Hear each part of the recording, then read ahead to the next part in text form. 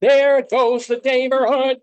Ladies and gentlemen, welcome. Welcome. And there goes the Daverhood on this Saturday morning, February 8th, 2025, where you are joining the 976th episode of the Dave's Gone By Facebookio, Podcastio, Programmio of the stream with me, Dave Lefkowitz, my darling and adorable wife. Sloths are with us.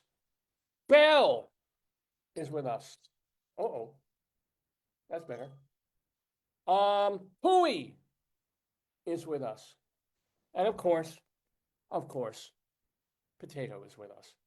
So, yes, it's a banner day here in the Daverhood for our 976th edition of this program that we've been doing since 2002. Oh, it looks good. Yeah, first one that we're doing on my new. And we don't even have lights on and look at how it's lit. I know it looks. It's lighter on camera, right? Yeah, well, here I actually have my screen thing turned. Oh, now it looks not. Ooh, that looks really bright. Wow. You can see everything. I'm still learning my way around this new Mac that I've gotten. My old Mac was wonderful. I still miss it sometimes. I prefer the keypad on the old one and some other things, but this puppy, fast as lightning, and visual to the camera. Me complaining already. I know. The toy. I'm giving my Yelp review. I'm giving this an A- at this point, but I've been using it and I've been quite happy with it. So yay. And we tried a couple of weeks ago, we had tried to do a live stream just to test it on Facebook, and we just kept getting feedback because the Facebook would be on and this would be on, and we would just hear a loop of the noises. I don't know why that was happening. So I was a little worried about that. But we seem to be rolling and we seem to be working great. So yay, yay, yay on all that. And I also apologize in the sense that we've been a little helter-skelter for the past couple of weeks. We did a show on New Year's Eve, as we've done for years, and then had to take a little time off. And then we did a show on my birthday. That was our last show back on January 23rd. And we did it in the middle of the afternoon just because I was boring. And I think it was 5:49 p.m. or 5:56, somewhere in that range, 5 something p.m. back in 1964. And I wanted to be on the air at the moment that I slid out of my mommy 61 years ago. So I was, which was kind of neat. I mean, other people, for their birthday, they go to the Riviera, they go here, they do that. I'm like, let me just be on camera talking, which I did. And then we missed another show or two. We've just been dealing with some stuff that I can't really talk about on the air. We've been traveling a lot, but we're here and we're back in our regular slot Saturday morning from 9 a.m. until noonish or thereabouts. And I realized I forgot my papers. If you get a chance, if you can grab them in the printer. I just said you're live on Facebook and I put a picture of here, why don't you release your anger by throwing the sloths? What anger? The sloths. All right, well, here, I will release the sloths, ladies and gentlemen. Brand new-ish, though not quite Jewish, sloths that we picked up. So here, oh, they're all, there's me complaining again. They're all sort of stuck into their plastic home. The idea of these sloths, if you've never watched this program, is that you can take them and you hurl them at a flat surface, aka a wall. Thank you very much. Thank you for that. And so here they are in regular repose. Chickens are coming. Oh no, I missed that one. Hit me with your chicken stick. Higher, so the camera gets it. Oh, there you go, chicken. Oh, see, if kids played chicken like this on the subways, no one would get hurt. New chicken, new chickens, new chickens. Oh, these are bread. Now look at the. Let's show the difference between. Look how shiny and sleek. It's almost like they've been coated in olive oil. These particular chickens versus our old sort of grimy ones. Look at the surface. Look at the coating on that. Not that these old chickens are chopped liver or anything, or might go into chopped liver, but so they are. So chicken fingers, ladies and gentlemen, hours of fun. hours. Oh, Yeah, the fun. potato has his face down on the sharp part of the. Oh, that's not good. Potato, hang with us.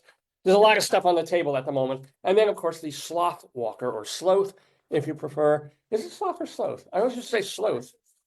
I think it's sloth. Here we go. We're gonna toss a sloth. I These don't are know the why new his ones, pants are down. David.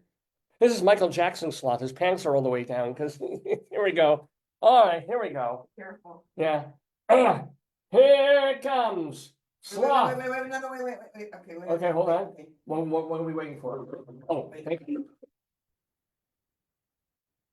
Oh, We lost his arm. yeah, that's Okay. it's like a Vietnam casualty. All right, hold on. Where did I put the other one? Should be in the plastic container. Did the plastic container slip down? Oh, here he is. Here he is. Right? I found him. I found him. Okay, my friends. Sloth number 2 gets his chance oh God, to walk down the wall. Here it is. Here it is. Let's see how he does. We'll throw him a little higher too. Oops, gotta throw him this way. Oh, he broke his leg. Oh. Yeah, this is a problematic Look at Mel's thing. come down. Yeah. Oh, Mel's fault? Oh, no, Mel's just coming to the side. Anywho, if you have no idea what the hell you're watching, welcome to the club. The big debate on our ring, whether it's a fox or a coyote. It's a fox. I'm betting Fox. I'm betting Fox. We have the Ring camera on our door to protect us from people like you. And It's fox versus coyote do discussion. they have images? That's probably late at night. Camera, it's a fox. It's a fox. But check the tail. It's Yeah. All right, let me put this down. So let me tell you about the show, which again, for the past month has been here and there and higgledy-piggledy, but it really is, wow, that's strong. It really comes down to crazy stuff for 3 hours. I'm looking good. I am looking good. And certain segments that we also do over the course of the show. So a lot of this episode is going to be devoted to the fact that my wife and I have been schlepping back and forth to New York and the stuff that we saw there and stuff that we did there. We did a bit of that on the last couple of shows, but we'll do a bit more of that. And then also, in terms of regular segments, Greeley Times. So my wife and I lived in northern Colorado for about 13 years. And we got the newspaper there, which is called the Greeley Tribune, the Greeley trombone. which never hired me except one time to write one review. Gnarly trombone. That was what our friend Mike Peters, the late Mike Peters, he had a column there called the Gnarly Trombone because wait, haven't that? What? When did I call him MC? I never called him MCP pants. That was from Aqua Teen Hunger Force. How did he get that nickname? He never peed his pants. He was compos mentis well into his 80s. Say hi to Jim's watching. Say hi. Hello, Jim. So Mike Peters had a column in the Greeley Tribune called the Gnarly Trombone because when they wrote out the old script of the headline, the newspaper's name, it was in script and it looked like Gnarly Trombone when it was really Greeley Tribune. Anyway, the Trib has a weekly column called Cop Log, which collects people calling into the Greeley, Evans, and Northern Colorado Police Department to warn about something scary happening in the neighborhood. Usually some of the calls are ridiculous and crazy and funny. So the Trib realizes this and has for years, collects them and puts them in the paper once a week. My wife is showing me pictures of myself that are scarier and crazier than anything. Did you also mention the guest? Well, no, I'm rolling down. It's a great photo. Isn't it? Yeah. So we've got Greeley Times coming at you, where we take the best of Cop Log and share those with you. We'll also have our Colorado Limerick of the Damned, speaking of beautiful Colorado, where we will have a poem, a short poem that I've written about Box Prairie, Colorado. Box Prairie, you've never heard of it, I've never heard of it, but I've made it my life's mission to write a disgusting, dirty, filthy limerick about as many places in Colorado as I possibly could. And this week, it's Box Prairie. So we'll have that later in the show. If there's time, I want to do Inside Broadway, because in our travels to New York, I was able to see some theater off and on Broadway for the first time in a while. Paintings, right? Yeah, I'm literally going to be talking about 300 Paintings by Sam Kisajukian. It's a solo show. Is it, he performs his own show? Yeah, Okay. it's about his life. It's a Oh. personal memoir thing But of that's just- him turning into a painter rather immediately, and quite a fine one, but also the story of that. And it's a pretty cool show. I will recommend it if you want to watch the rest of the program to get to Inside Broadway. I'll also talk about Eureka Day, which was an off-Broadway show about 5 years ago, and then Manhattan Theater Club brought it back to their Broadway Samuel J. Friedman Theater. And I want to talk about that one too. So we'll have Inside Broadway. We'll probably, since it's been a while, we did a Bunyan watch for the New Year, but I don't think we did one for my birthday. Or I could be reversing that. Maybe we did a birthday Bunyan watch and I didn't do one for New Year's. But either way, I will show you, I will share with you my feet and how my bunions look, because that's what you turn in for. You don't turn in for the comedy, the brilliant wit. You don't even tune in for the guest, who's going to be great. You don't tune in for the decor. You don't turn in for the music.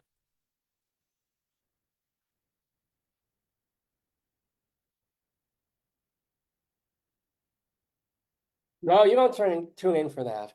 You don't even tune in for this. Billy's last name, the guest. So let me tell you about the guest. His name is Billy Van Zandt. Like little Stevie Van Zandt, who is his half brother.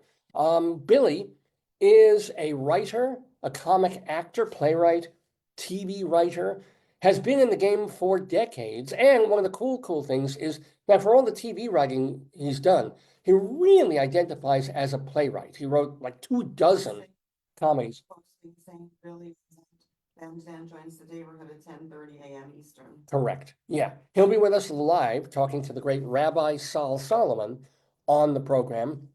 Rabbi Sol has been with us since our very first episode. Now, Billy, Billy is just, and he has an interesting story in the fact that he was he's been married twice to two women that you've seen on TV quite a bit, but his writing partner was another lovely woman named Jane Milmore, and they were, as a team, Van Zandt and Milmore, and they created 24 plays, sex comedies on stage. They also wrote together for TV. So Van Zandt and Milmore were this marvelous team. I saw at least one of their shows off Broadway where they recreated the feel of a silent movie on stage. I had a marvelous time. So that was quite a few years ago. Billy's alive and well and still writing and still doing. So we wanted to get him on the air. So Billy Van Zandt in the Daverhood with Rabbi Sol a bit later, as my wife said, 10:30 in the morning on this program. And speaking of Rabbi Sol, he's got a brand new Rabbinical Reflection for you.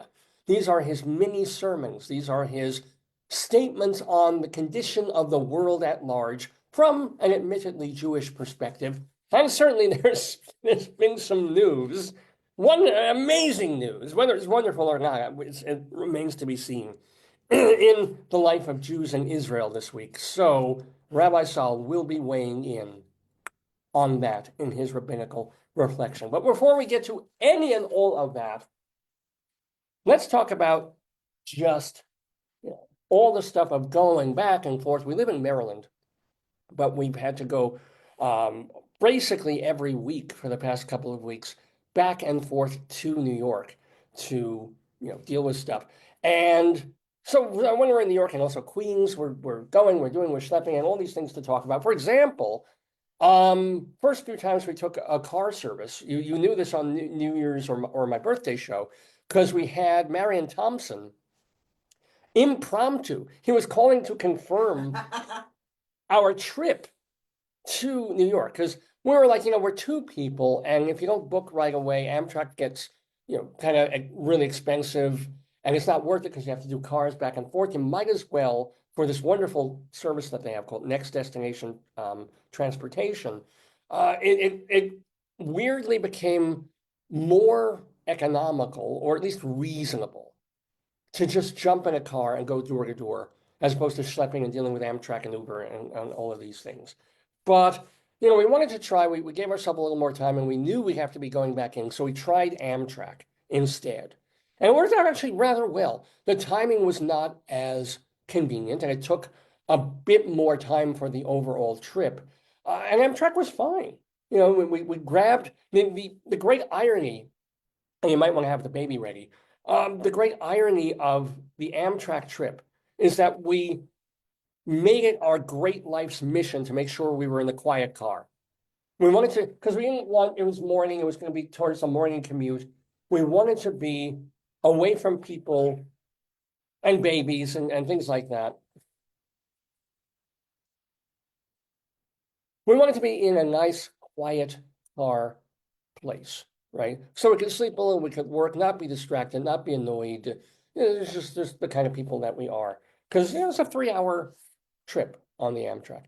And we are, and it's nice, and it's quiet, and it's pleasant. We didn't get to sit together because already there were people, you know, on one side of the piece. So we sat leg to leg. She was on one aisle, I was on the other. It was fine. I was where she was working, and it's very mellow, very nice. Everybody's quiet, everybody's respectful, nobody's on the phone. And then the Amtrak announcements start. It was like this, it was like, ladies and gentlemen, the next thing will be something in Delaware. Please have your, wait. Where's the, I don't know where the. Well, please, and if you're in the quiet car. No, they didn't have the feedback, but they had the volume cranked up to 11. It was like, our next stop will be Wilmington, Delaware. No, I think because it was late or early, so they didn't want people to oversleep. I get that. Yeah, I because do. imagine you're sleeping and you're like, oh, next stop will be, you're like, you know, they want to wake people up. I know, but there are people who want to sleep and who are not getting off in Wilmington, Delaware. Next time I use this system. Yeah, ladies and gentlemen, we want you to not miss your stop, so please wake up. He's not slower than Amtrak. Yeah, he probably needs a battery, or is just used to these other things being louder. Yeah. But ladies and gentlemen, our next stop is going to be Newark, New Jersey. Go Rangers! But it was because every like 20 minutes there would be a new stop on the Amtrak, and every time you'd be settled into your work, you'd be you know, or kind of nodding off a little, and then it'd be Newark, next stop, Newark, next, and they have to repeat it like 4 times because if you're not paying attention, you do miss the first one. Yeah. That's why you turn to your neighbor and you say, what stop is that? They used to have, I haven't seen this in a while, but I used to ride Amtrak, the one in Philly, it used to have a little electronic Yeah, Long Island Railroad has that. So you know, maybe that's the railroad, so you know where to go. Yeah, they ought to. You know, I don't know why Amtrak doesn't have that. Have that crawl. What's her name? Nancy Sherman? Something, Cindy Sherman is the artist who has those things. Yeah. My wife is sharing, one of my feeds on Facebook is bad album covers. And generally these are real. Generally, these are album covers that are actually put probably on a small, most of them on a very small label. But, ladies and gentlemen, and 90% of the worst album covers in history are for Christian. Look, the slot got his arm back in. The bottom one attached his arm. Okay, look at that. Look at that. So here is apparently this is real. Singing midget. Sing for God and country. He went dark a little bit there. It's Lowell Mason and the Crusaders. Sing for God and country. But when he looks, oh yeah, no, he has a mustache. I thought it was a child. And I know I'm not being midget phobic. He looks like a child, except he has a mustache. Maybe it is a child. Nah, he's got the mustache. Could be an Italian child. Anyway. Oh, you know what I heard? So somebody, Yeah. I don't know if it's true, but they said now Frida Kahlo's images are in public domain. How can that be? Her paintings? 1920s, 30, even, no, That's what how? somebody said. I don't know. She was painting well into the 30, or some, or all of them, or just like the I ones don't she know. did. I was Uh, surprised. Well, wait, it was the New Deal he was painting for, and it's not that long I ago. don't know. It seems a bit, oh wait, there's more update on the, Mickey Mouse was created in yeah, 1920, so there's more update on the, yeah. this is a fox, a lot smaller. There's more update. I want Oh. to update people on the fox. Yeah, if you live in and around where we live, which is northern Baltimore. Coyote running up my driveway, and this person says basically, this is a fox, a lot smaller. Yeah. So we have apparently a fox that looks a bit like a coyote. Wildlife and environmental issues, predatory animals. I mean, it's not a bear, for goodness sake. No. Well, happily, it's not a bear. We do not And have people are bears. still asking how icy are the roads. Well, that's a fair question. We thought we'd wake up to another rainy, stormy, icy. I've never seen, in all the years we lived in Colorado, in the 2.5 years we've lived here in Maryland, I've never seen the conditions that we woke up to 2 days ago. Have you guys, you probably had it in New York if you're watching from there, where it was like the worst combination of anything, because we had snow, it melted quite a bit, but then it froze up again. We got sleet. Yeah. Somebody wrote, "I smell gas in my wall." I smell gas in my wall. Do they sleep near the fart while they sleep? That could be, yeah. So anyway, what was I saying? What was I saying? Lost it. Oh well. Oh, that's what happens on a Saturday morning. I was on some jag. I forgot. Oh no, I was doing. Oh, it was about the weather. Of course, it was about the weather. You said if anyone's ever seen an icy. Yeah, I mean, I have never in my days over the past week or two when it would freeze up, and it happens because you get a snowstorm, it stays for a bit because it freezes real quick, and then melts, refreezes, melts, refreezes. Has it ever been as slippery and icy? And then we woke up, it was 2 days ago, and I look at the car. Oh, it was like a shell. Yeah, a shell of ice on the windshield. I think they might have that in the country somewhere. Oh, they might. Well, I'm sure they have it in North Dakota and a lot, Maine and all these places. I'm surprised I don't ever remember it having that in Colorado or even New York. When I was going, you might wake up after a snowstorm and see, all the snow on the car. You gotta wipe it off, and then there's a little bit of ice you gotta scratch. But it was literally like those beveled mirror window things that you see in offices.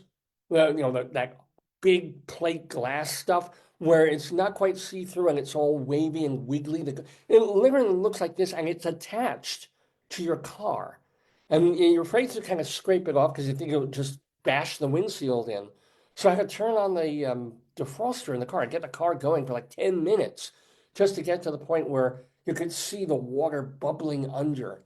And then when I was trying to do it, it wasn't even, and this I've never experienced, it wasn't even the driveway that was so icy and slippery. The grass. There was a layer of like icy sheen on the grass, which is usually the place you can stand if the driveway is slippery. This was the opposite. Driveway was all right. If you looked where you were going, you didn't see any black ice. But if you went onto the grass on the side of the driveway, literally my foot went, whoa! Never in all my born days. And I would imagine like 97% of my unborn days, because this has probably happened before, just before I was born. But I've never encountered that. It's just been this weird, lousy winter. And I thought we'd be done with it. February 1st was okay. But the Punxsutawney Phil and the other one, they saw their. Well, no, one did, one didn't. Oh, really? So Punxsutawney said 6 more weeks of winter. Our groundhog in Maryland said 5.5 more weeks of winter.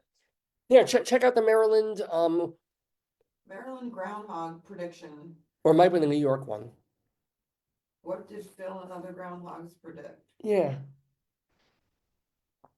Because they're not a homogenous group. There's a woman wearing groundhog hat, the reporter. So Phil saw his shadow Okay. and predicted 6 more weeks of winter. Okay.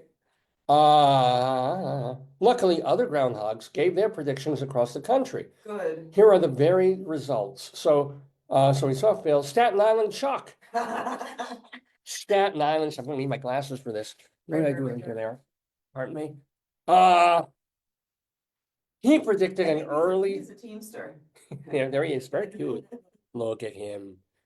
So he said early, and he has a Your 80. glasses are cockeyed, honey. It's a little, He has an 85% accuracy which one rate. is that, Staten Island Chuck? Staten Island Chuck. What's the prediction rate of Puxatani? Yeah, that's a good question. I don't think Phil ranks second to last in accuracy. You know, people are betting on this stuff, so come on. So And it's not gonna be the same Phil as it was like a couple of years ago. Jimmy the Groundhog in Sun Prairie, Wisconsin, early spring. Oh, good. That's 2 out of 3. General Beauregard Lee of Jackson, Georgia. Why is the groundhog a general? What did our groundhog say? We haven't seen our groundhog. What does that mean? Oh, that's right. We have literally or had a real live groundhog living under our shed in the backyard. And he comes out all spring, early autumn. Winter, so what does it mean? Maybe it means He's sleeping. He's not coming out to see his shadow. He's got the other, what it is, the other groundhogs, they like a Starbucks now and then. They want to hit I Chick-fil-A. think they're union, right? Yeah. Ours, I saw the one in Home Goods. Yeah, he was shopping for like a little burrow, like a little bed, some timber to work on. Yeah. little outfit, little jacket. Yeah. He wants to get some planks to gnaw on if he gets a little peckish. You should go to Michael's. He could get some like those Yes. popsicle sticks. Absolutely. They're all clean. He doesn't have to clean it. Just eat them. Good point. Or go to Wegmans and get fancy But popsicles. Pop's gonna have preservatives in them. Like he doesn't. You know where they go? Mission. They eat the French fries like they're little, like they're little planks. Big French fries. Yeah, you're real funny, mommy. Sour. Hilarious, mommy. What are they called? Sweet potato fries. All right. Oh, that's what we eat. Fair enough. Fair enough. Anyway, so happy. Yeah. You said the guest, okay. Yeah. Oh, I was looking on your phone can I have the phone? Here we go. Check your show, and I put in your little bubble above your head that you're on the air live now. I did am. that, yes. Yeah, it's 9:30 in the morning And already. I also put in, Mm-hmm.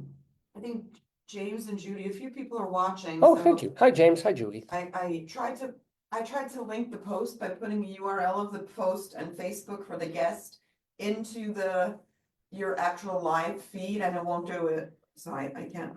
Oh, well, but no, we appreciate that. In about an hour, we've got Billy Van Zandt coming into the Daverhood talking with Rabbi Sol Solomon.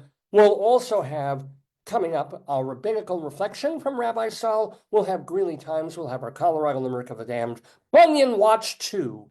So all sorts, and Inside Broadway. I'll talk about some theater. So we'll have a lot to do on this episode of Dave's Gone By. We've been a half hour, and all we've talked about is Amtrak and the groundhog. So what else do we want to, I never got to mention this, and I want to give a shout out to our friend of the Daverhood.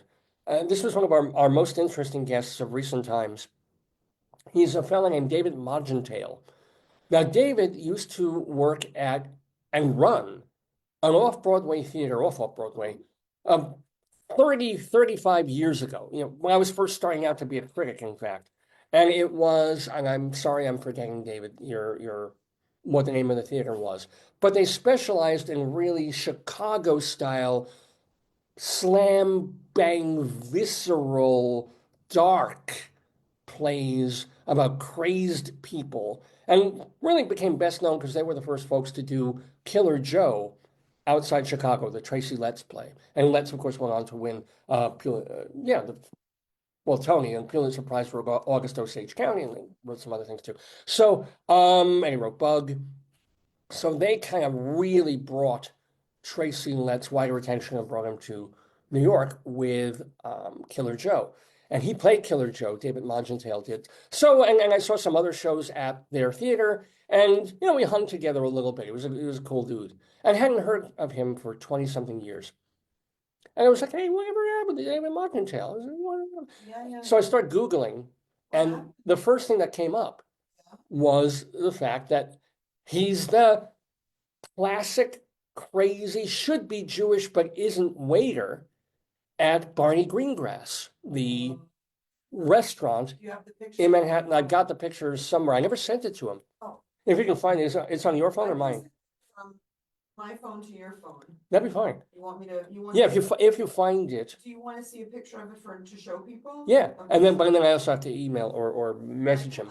Do that, just let me find it, I'm getting dizzy. So David Margentale, I was like, oh, they had this big story on him from this online magazine, Okay, all yeah. about how you found it. Yeah, so, there's you eating in the store, yeah, so there's about 4 of them. So when you swipe, you'll see, you don't have to swipe. Thank you. I could. So, well, let me hold it. Well, let me get to this You point. could- They're on my Gmail, you could download them on email. Oh yeah, I can download any one of these, but I'm not going to do it right now. No, I'm just saying, you have access to them, David. So I'll need this picture in like 2 minutes because I There's want 4 to. of them.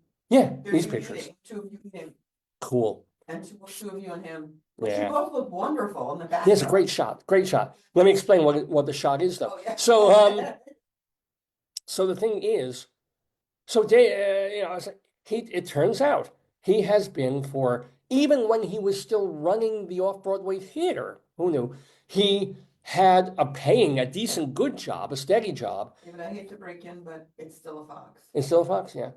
He had this job at a place called Barney Greengrass, which has been a New York staple in the Upper West Side. Yeah.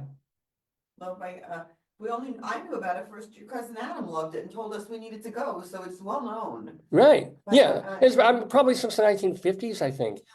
It's a mostly fish and breakfasty kind of place, but it's real old school. It's like you want a real serious piece of fish, of salmon or sturgeon or roe or carp. Not so much tuna, honestly, but these other great Jewish fishes that they'll serve at bar mitzvahs and funerals and things. This is where you go, and for bagels in the morning and blintzes and pancakes. And it is the kind of place that has along the back wall Fox's You Bet, you know, Dr. Brown's celery and black cherry soda, a box of matzah.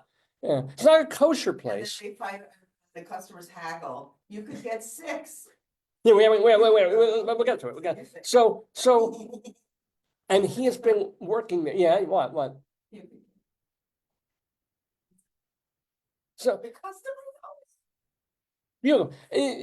And as my wife mentioned, I had heard of Barney Greengrass really only because my cousin used to live on the Upper West Side, and or he still does. He goes there. Oh no, he's in a. Oh, he's not. But he used to go there all the time when he could, because he loved the fish and he loved the atmosphere, because it's this classic New York thing. It's known for sturgeon, right? Yeah. Oh my God. Sturgeon is how you say it. Sturgeon, yeah. And my cousin used to go there and say, Dave, how could you be a New Yorker? How could you have been born in Brooklyn? How could you have lived in and around New York most of your adult life until, you know, you moved to Colorado? How could you have not been to Barney Greengrass? It's great. It's amazing. It's wonderful. And I'm like, oh, you know, and he tells us to you more than to me, you know. Because I lived on the Upper West Side, you know, so I lived years and years ago, I was at 106th and Broadway.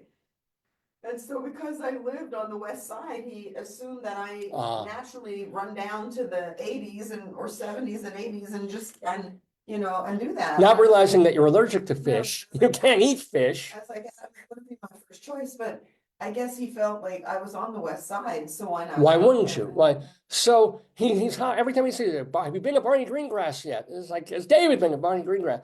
So apropos of, and I've told this story like a few weeks ago, but my wife and I were in New York months ago and just kind of taking a walk. We're going to one of the museums on the Upper West Side because it was more of a vacation at that point for us. And we passed Barney Greengrass. And my wife says, David, you have to go in. Oh, it was summer. It was about 90 degrees. Yeah, we were schlepping like 3 miles uptown from like Penn Station or from where we were staying. And we were on our way back to the hotel. And Dave, it's Barney Greengrass. Your cousin, you have to go in. I'm like, I don't, you know, it's going to be really expensive. Oh, is that what you're? Yeah. So I'm like, I'm not going to spend like $70 for a piece of fish, but it's not that much. So she's like, no, you have to. So fine, I go in to Barney Greengrass, and it's this chaotic. There's a long counter. It's almost like Katz's, you know. yelling at people. And it was a much mellower situation because it wasn't a Saturday morning. It was like a middle of the afternoon. But it was still a very like stepping into a time travel. Here, oh, here it is. I even have the bag hanging up in there. There it is. Visit us at Barney Greengrass. And we did. It's right there. It's literally the green strap bag right in front of you. Oh, I'll show it. There you go. There you go. So I go in, and really you're paying like $18 for like a quarter ounce of fish or something. A little less than that, but they give you a nice bag. it says smoked fish, spreadables, bagels and breads, pickled goods, meals, caviar, salads, sweet treats. Here we go. Here you can talk about the. Well, then, yeah, this is the kind of thing they have black and white. I mean, this is old school Seinfeldy things, black and white cookies. But the arugula was the controversy when we were there. Arugula, probably a babka too. It's weird that they have some meats, but you go there for this like whitefish salad. You go there for the fish because meats you can get in a lot of different places. You'll probably Hippers. Yeah, hippers. Mackerel. What did you? Was it what did you mackerel? have? I They forget what. gave you a sturgeon, Yep. smoked fish here. They have. No, wait. We're already talking about when we came back. So Sturgeon, whitefish. Oh yeah, pastrami salmon. it was probably salmon style pastrami. Yeah. Oh, or pastrami style salmon were they? Salmon, a lot of salmon, Rainbow Brook. And Trout. Nova wings. What are Nova salmon? Nova. wings? Oh, but it looks That's great. unusual, yeah. So I go there. I walk in there and I'm like, okay, let me just try the fish. I tried like a half pound or a quarter pound. Just give me some sturgeon since that's what you're known for. It's Barney Greengrass, the Sturgeon King. And I try it, out there in front of the store. They have I little think you got tables. a cream soda or you got a can of something, There- it was 90 degrees. Oh yeah. Yeah. And it was among the best fish I've ever tasted in my life. It was just so good. And so it killed two birds with one stone. I got to try Barney Greengrass and realized it was great. And I got to, at some point, tell my cousin, I went, and you're right, it's wonderful. That should have been the end of story. But, and then this all came before. When did I read about David? It would have been after. Because it was my cousin who told us about Barney Greengrass. Your cousin Adam. Right, my cousin Adam, not the Adam P. Adam P. Not the Adam Glass who was on our show last. G. Right. So we go. So I didn't know anything about David Montantale's further life before this. At some point weeks later, I'm thinking, what happened to David Montantale? Did you advise him to do a play? You advised him to do some kind of comedy play? Well, when he years and years and years ago, I guess he read performing arts things or This Week on Stage, and saw Mary Shen Barnage writing about Killer Joe and Chicago theater, and it was kind of Mary's reviews that led him to want to do Killer Joe. So it's at 6 degrees of yeah. That's sweet of him because it really. Yeah. Oh, look what happened. We're talking about this person, and look what comes up. Adam is a Facebook friend. That's my cousin. What can I tell you? It knows. So, weeks later, I'm Googling, I get the story about David Montantale, and wouldn't you know, he's a waiter at Barney Greengrass. In fact, he's their most famous waiter because he's known for being the zany, curmudgeonly,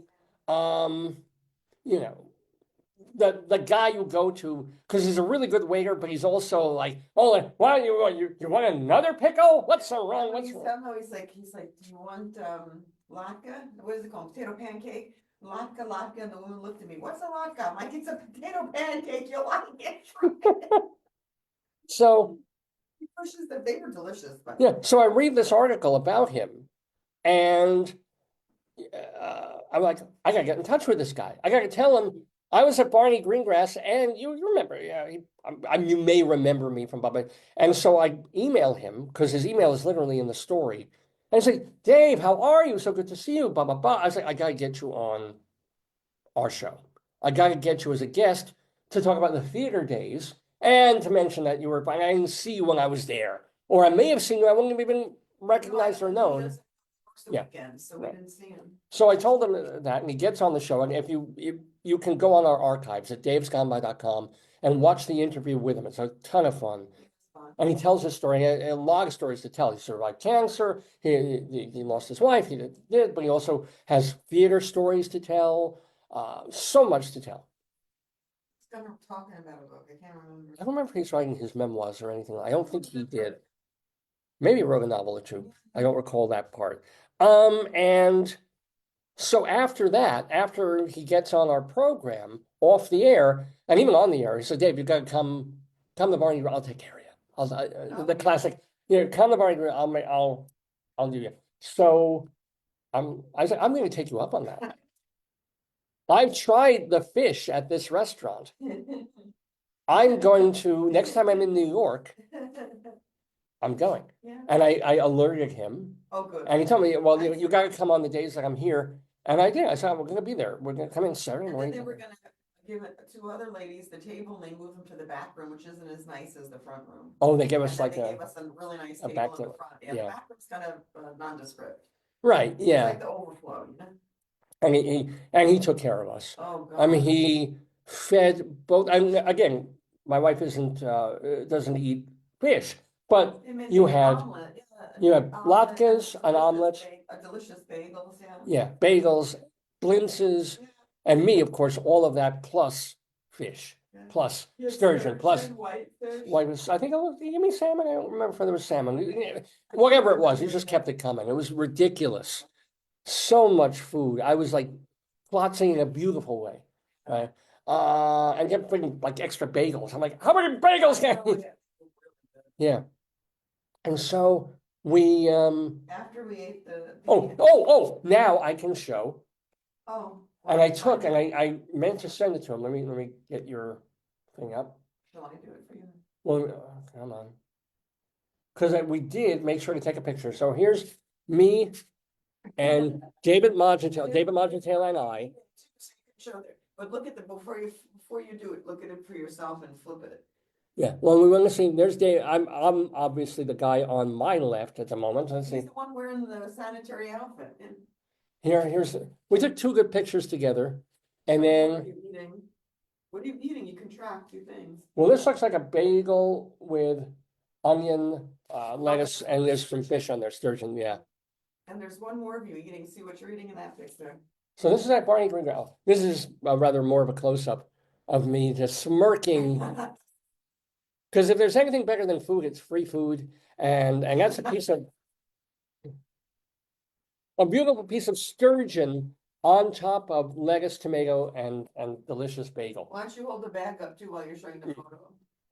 So here again, I'm not just doing a commercial here for Barney Greengrass, but I wanted to thank very, very much David Magentale for being as good as his word, better than his word. Not just throwing me like a piece of fish, and here's a free piece of fish. He's like, Okay, we sat at a really nice table. yeah. We got to see people fight over how many arugula. Oh, well, tell the thing about the counter guy. No, you do it. No, you do it. It was so good, but it's this old school kind of place. As my wife said, we were sitting there eating latkes, and their latkes are a little different. They're like Then, football. yeah, you're used to seeing them like these flat, round pancakes. At Barney Greengrass, they make them much more ovoid and round and darker and crispy. Yeah, you almost wouldn't call them latkes. They're like potato puffs, but oh my God, they're freaking good. And so this woman who seems ostensibly really Jewish looks at our plate and goes, what are those? Like, are those potato pancakes? Yeah, they're latkes. Like, you of all people, you're 80 years old and of the tribe. How could you not know that this is a lot? They're great. Try one. She was in a food coma. That could be. But this is the kind of place, we got to explain to you that while we were there, there was this other woman who was saying, can I have? Oh, they also gave us, look, so here's the latkes. They also gave us blintzes with jelly. It was delicious. Oh my God, the blintzes. Everything was so good. It was, but those latkes are enough. I thought it was chicken. See, these are latkes. It's Because it looks like it's fried coating. Yeah. It does not look like it. It looks The like traditional flat latke that you put, because it's more like breaded potato rather than potatoes and crumbs and then, yeah. So this woman No. is saying, and she's across the way. The counter guy's back here. The blintzes were homemade. Yeah. Yeah. Everything there, I assume, is homemade. Maybe not the maybe the bagels too. So this Blintzes for $30. how many blintzes? 8. Yeah. Wow. Yeah. This is why I would not eat here every weekend because it would put me on, outside living in a box by Barney Greengrass. Any others? I'm just looking. So this woman is across us, across several tables, and here's the counter man. And she's saying, can I get the 6 rugelach? And the counter guy is like, what you should do is you get the 8. You get the 8 rug because it's more economical. Yeah. You gotta get, if you get the 6, it doesn't make sense. You might as well they- get the 8. It's economical. Yes. And she said, oh, but I don't want 8. I just want 6. Always right. And then I swear to God, the man behind me, the same man said, where's the kosher knife? So the place is not kosher, but they don't want kosher Kosher knife. knife. This is the kind of, you gotta be ready for it. This is not Le Sueur. That's Mm. the video I gave you. Oh, the main, okay, yeah. I mean, you can't really see You anything. can make on it the- big and see if you want anything there. Oh, They're not inexpensive, but you seem to, people loved it. I mean, it was and then, so the funny thing is so we sit down to eat there, mhm. and I look out and there is a line of like 50 people. So after Yeah. we sat down, it was amazing. It just got like. Well, we were there on a Saturday or Sunday morning, so it But- was, After that, I was like, oh my God, like every table was Yeah. full, the outside was waiting. We were lucky. yeah, we got in there at the right time and with the right guy. So this is all by way of saying one more time, thank you to David Magentale. And if you want to go have an experience, a gastronomical experience as well as a cultural one, Just get a arugula. Barney Greengrass, yeah. Oh, and while all this is going, while we're trying to enjoy our food, and we have, our waiter David coming back and forth and helping us, giving us stuff, and the counter woman and this guy, and another And the table, kosher knife. Yeah. there's a baby. What's special? The baby kept going, hi, hi, hi, hi. You do not have a quiet experience. This is what we avoid by having the quiet car on Amtrak, because we don't want a And baby. there was nobody, the parents were ignoring the child, the parents were like, we don't know who this is. They were eating. There was nobody the child was saying hi to, and nobody was engaging with the child. Yeah, nobody wants to engage in it. So you're trying to eat. Hi, hi, hi, hi. It's like a parrot. But the place is so noisy and chaotic that it fit in anyway.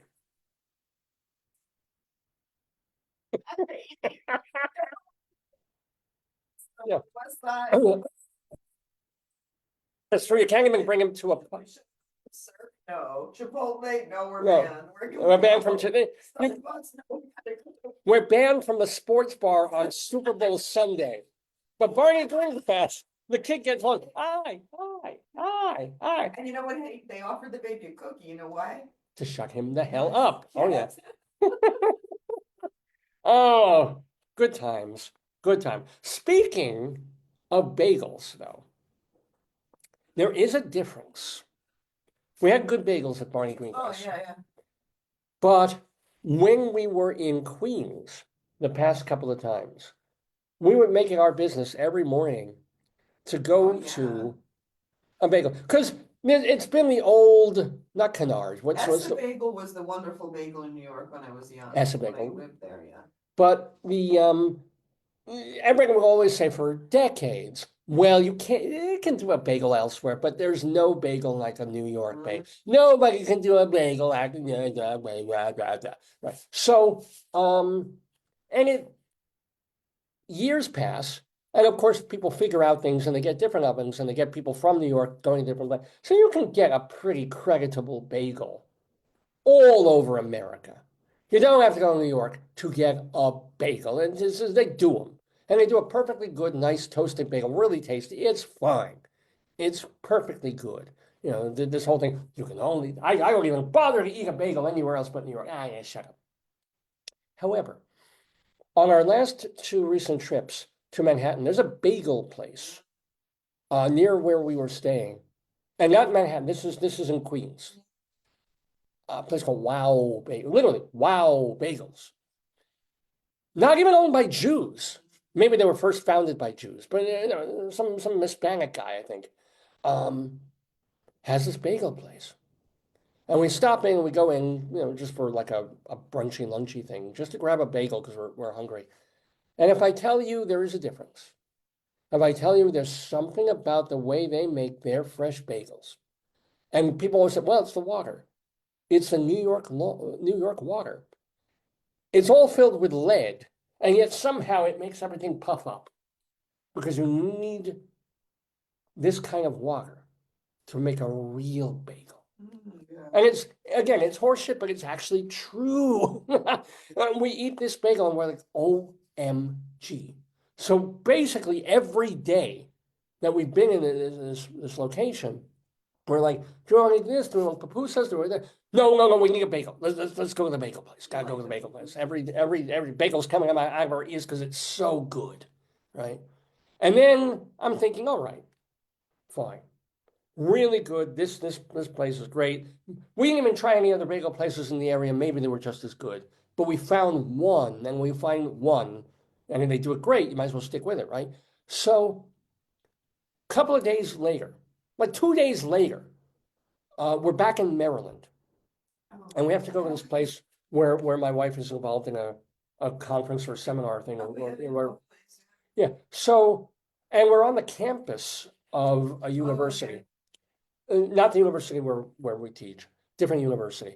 And we're on this campus and we're looking, I'm sorry, what? It was UMBC. You can say that, okay. UMBC, University of Maryland, Baltimore campus, whatever the hell that is, or it's not UMD or UMD. Difference, to be quite honest with you, I never know. You're not Frank, that's not your name. So we're on this campus and we're looking for just a place to get a noshy sort of lunchy meal. Because we had breakfast, but we're peckish and we're traveling and we've come all the way from. So we're looking and we're hoping, and the campus commons doesn't seem and we didn't want Chick-fil-A for various reasons. And we didn't want Starbucks because they make tea, but they don't make food, real food. Well, we didn't find the Starbucks till later. Oh, we didn't find the Starbucks until later. So it's like, Einstein's Bagels is the one damn place that you can find reasonably easily on the campus, and we couldn't go into, or we didn't know how to go into the actual student like cafeteria or whether we could buy anything there. So it's like, okay, fine, we'll just do bagels. And so we go to Einstein's Bagels. And if I tell you the line in the thing, because again, it's like the only game in town in that whole building and that whole part of the campus. And they're slammed. And there's like two people working the counter. I was like, okay, fine. I was kind of sick of bagels at this point, but let's have an Einstein's bagel. And we get one, toasted, buttered, and they throw it in the bag, they finally pay for it. We go out to have it on a bench near the thing. We open up the bag. First thing, they forget the butter, right? We're waiting for these things for like 15 minutes, and they can't toast and butter a bagel. Like they can't get that right. So I'm like, great. So I have to schlep back in, wait on the line, and instead of like taking it and just, oh, sorry, schmear. It's like I'm there like another 5-10 minutes waiting for them to finish, like come back, bring me the damn bagel with butter on it, which they do. We go out, we eat it, and meh. Yeah, man. Had we not eaten the bagels in, Queens. Yeah, that's true. We had a comparative group. Yeah, but compared to the bagel in Queens, Einstein's bagel is like, it's chewy, it's tasty, it's fine. It was an everything bagel, but it lacked the air. It lacked the toastiness, the puffiness of a wow bagel. It did not make you say wow, right? And it made you say, I waited 15 fucking minutes for that. That's what it made you say, right? The good part was I had 2 things of tea, so that was really good. Yeah, oh yeah, because they gave you a cup and you could fill that. Yeah, and they gave me a parking pass later on that day. They gave you a parking No, pass? not. Oh yeah, all right. Well, what did you think? I didn't really wander around the campus because I had to go back and teach. What did you think of the campus? Like, it was Yeah, day. I mean, I'd like to Mm. go back there when it was sunny. springtime when things are blooming. Well, I'll go every like a couple weeks. I have to go redo this thing, so. Yeah, it's not like our campus is so gorgeous either. Yeah, it's sort of like it's nice buildings, whatever, but there's nothing. You don't go. It's not like Johns Hopkins where you look around in the courtyard in the square and you go, "Ooh, Nothing's gonna look True. pleasant. I think true." it's like today, it's overcast and Yeah. foggy. If it was a sunny day, things would look differently, so. Sunny day, tucking those bagels away. I put a thing saying in your comments that Hmm. Billy Van Zandt joins the Daverhood at 10:30, Yeah. and you began with single digit views. Now you're up to 33 people logging in. Yeah, so Whoa! yeah, they're logging in more. I'm an influencer. Thing here, let me show you. Yeah, yeah. See that little thing. How do you see your little thing? Let me see. If I take my pants off and not something you really want to look at. See, I put this. Oh, Deb's Gone By is live on FB now. Join Dave. And So then it's trying to. that's me. I'm Dave Lefkowitz. And you're watching the 976th edition of it. That looks like a giant 5. I didn't realize that. If I look on camera, it looks like a curly 5. No, it's It's not 976. supposed to be 5. Yeah, yeah. Oh, 976 episode of the program. If you want to watch some of the older shows and listen to our earlier shows, which were radio, they were audio only, go to davesgoneby.com. DAVESGONEBY. Davesgoneby.com. And literally, of the 975 previous programs that we've done, we've been able to save all or parts of 972 of them. Amazing. It really is. What a wonderful, imagine people who were podcasting in the 1600s. They had the microphone, they had There's the, no podcast. oh, roll with me on this. They probably had a surf, like holding a candle up to them while they talk to their people. Yeah, it's like, oh, you burned my mouth, surf. Yeah. It's on a soapbox. That would be the closest. Yeah, they would have gotten up on a, but gone, right? Unless there was a Cicero or whoever, a Horace writing these things down, gone. It happened. Like theater. It was, and then it wasn't, and it's gone. With us in the decades that we've been doing this, 2 decades now, they're there. There, you can hear what I sounded like back in October of 2002, doing this. Well, except without the visual.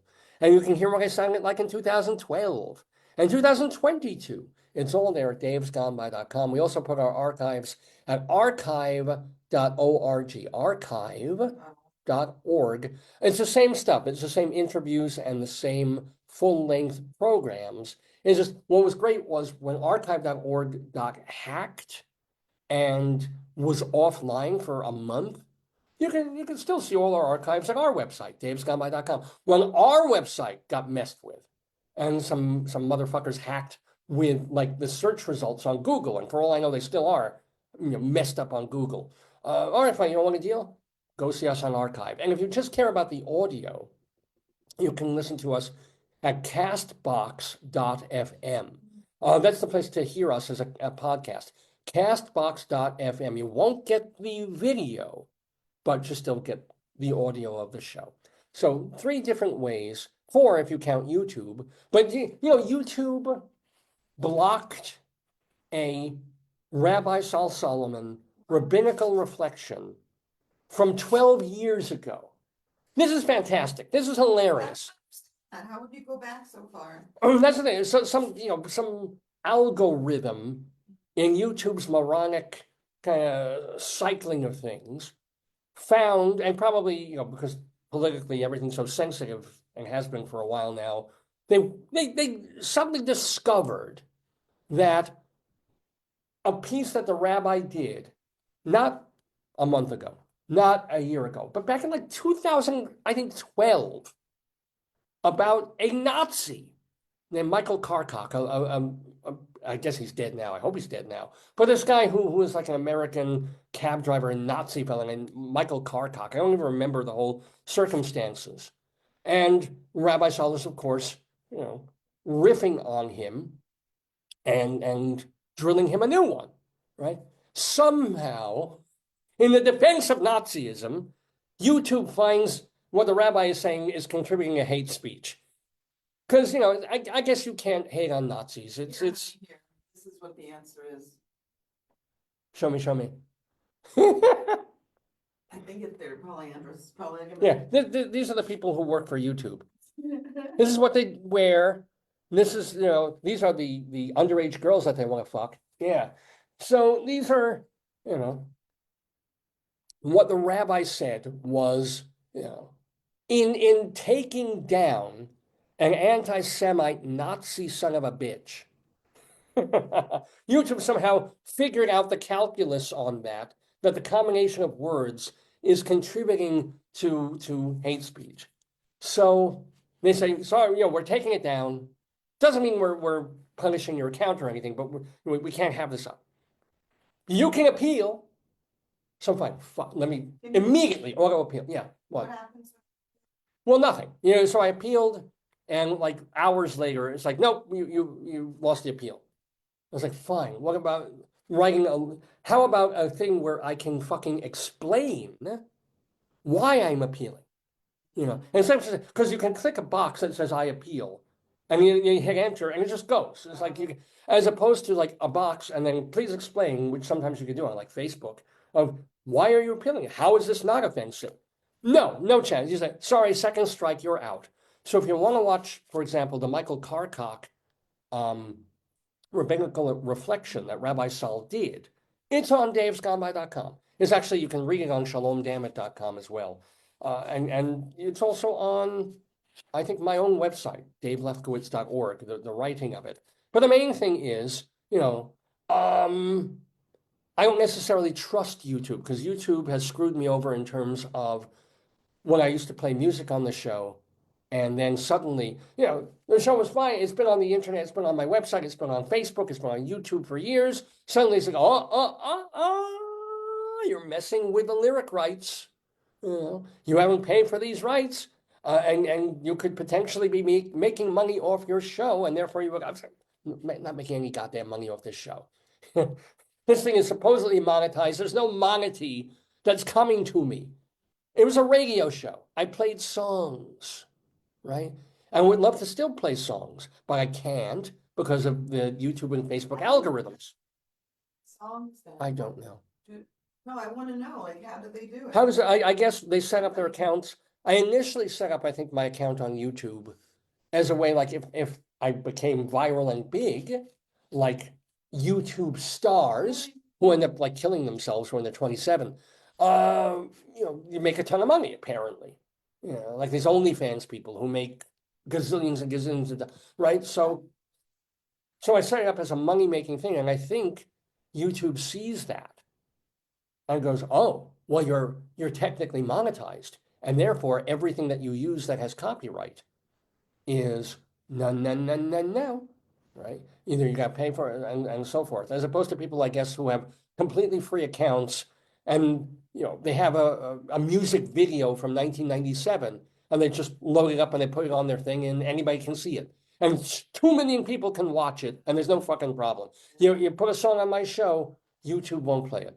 Facebook will mute and ding and stop things. So that's why when I guide you.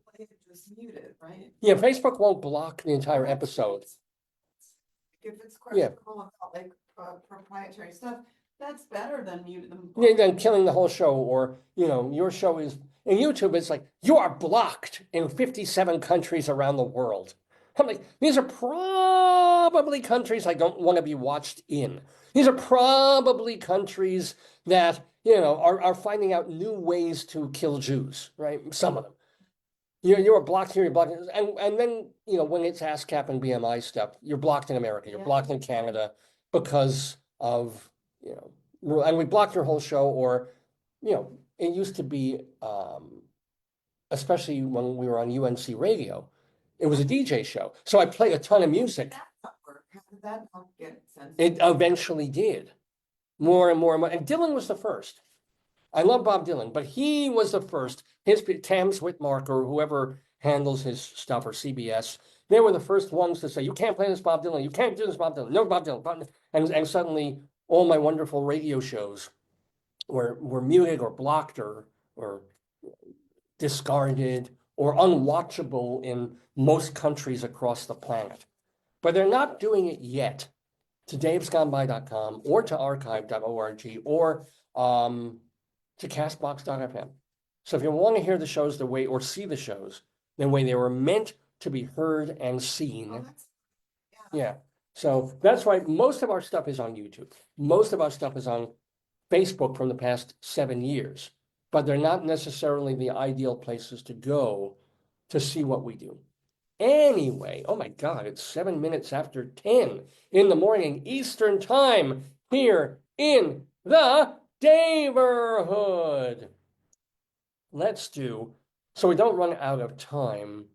Oh, there's still so much else to talk about. So talk about your stuff. We could do the Greeley Crimes and Old Times after your guest. Your guest is 10:30. Right. Coming at 10:30, so we got that. I do want to leave time for Bunyan Watch, and I want to leave time for have a little time to do our Inside Broadway segment, our Colorado Limerick of the Damned. My goodness, so much fun. So what else do I want to mention? We could talk about, do we want to talk about speaking of food, the Chinese food incident? Gotta say, this is so me. This, what I'm about to say, is so me. So we're in, I guess, I think we're in Forest Hills, New York, Queens. And I hadn't been to Forest Hills in a long time. And it's still there. Forest Hills is still there. And we pass like this cart, because street carts and food carts are a big thing now. They were on the West Coast for ages, and now New York is finally, getting them. And there's a food cart of Asian food, like it's called Momo. This looks really good. Momo this, Momo that, Momo dumpling, Momo this, and I was like, cool. But I wasn't quite hungry yet. And my wife can't really eat from these things because it's mostly meat and it's very salty. And I wanted the veggie dumpling. well, oh, why didn't we get it?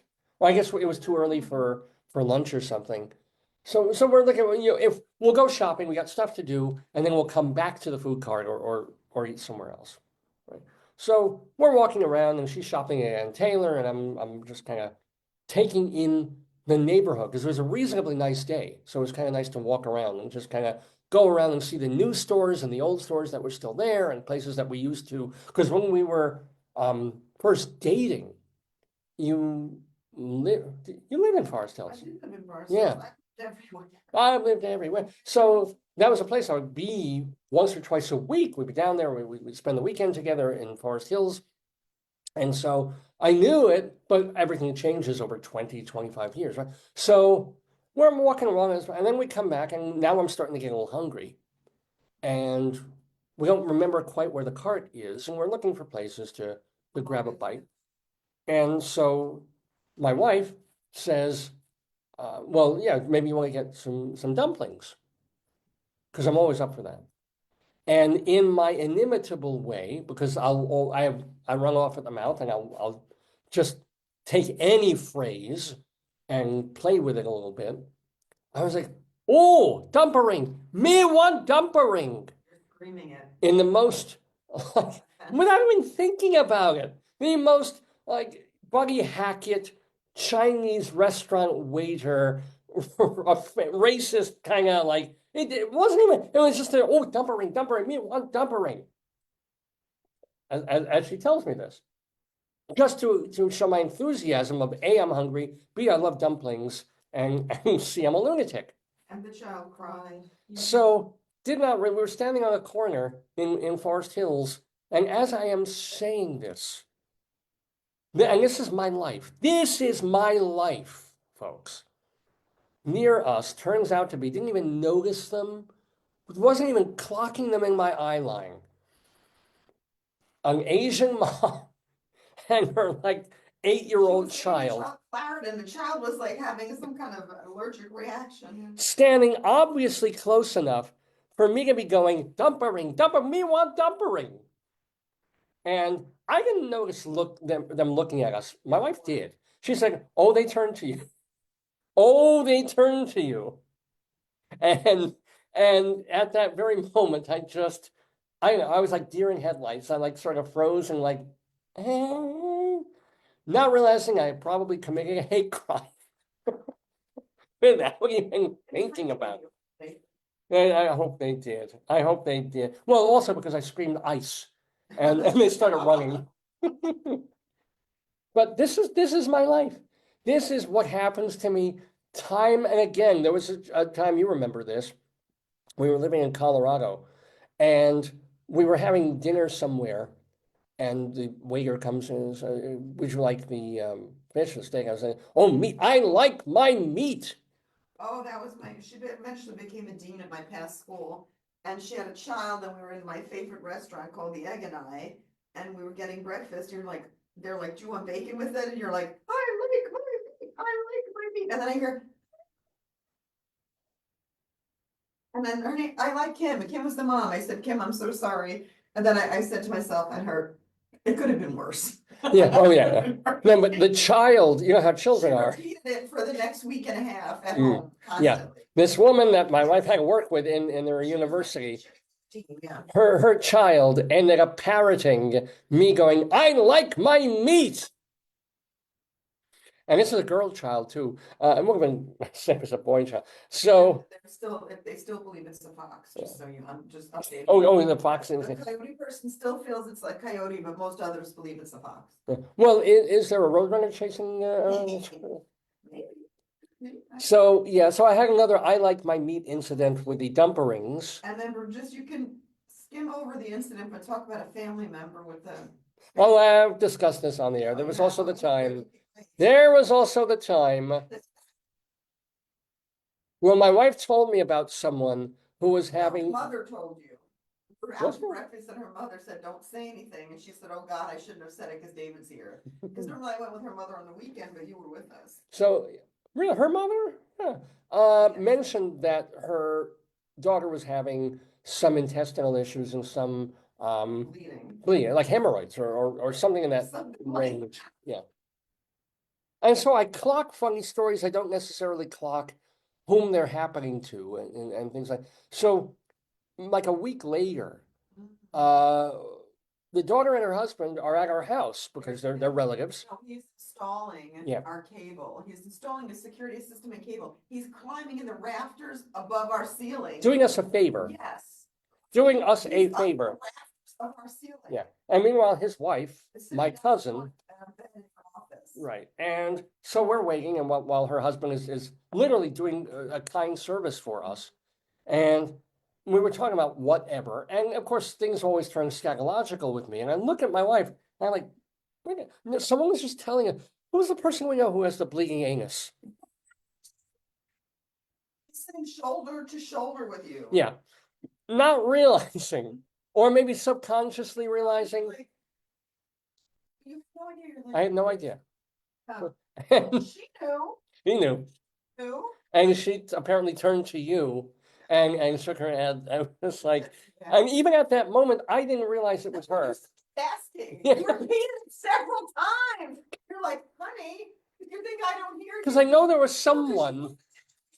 Honey, I'm like, yes, David, I know. Oh, honey. Who was it? Who had the bleeding? We bought it was like an intercom from upstairs and downstairs, like a little toy thing. I remember it used to go on and do stuff. So I think you gave that house the heebie-jeebies. Oh, that's great. That's great. So yeah. These are the kinds of things that happen to me over and over and over again. There are times when I'm sometimes trying to be offensive, and sometimes it just happens. I think you really didn't know. No, I didn't. No. I felt really bad because her husband was in the attic. She was sitting next to you, and you kept asking like 3 or 4 times about a bleeding anus. And she was right there. And that's the body part, you could talk about like a cut on your arm, but you want to talk about your. Well, if you're me, she didn't want to. Yeah. I think you would have enjoyed it. Oh yeah, I would have loved talking about. I think she was.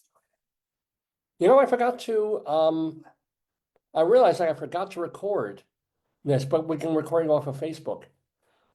So I'm gonna start recording that. Wow, that's the one thing I forgot. So, wow.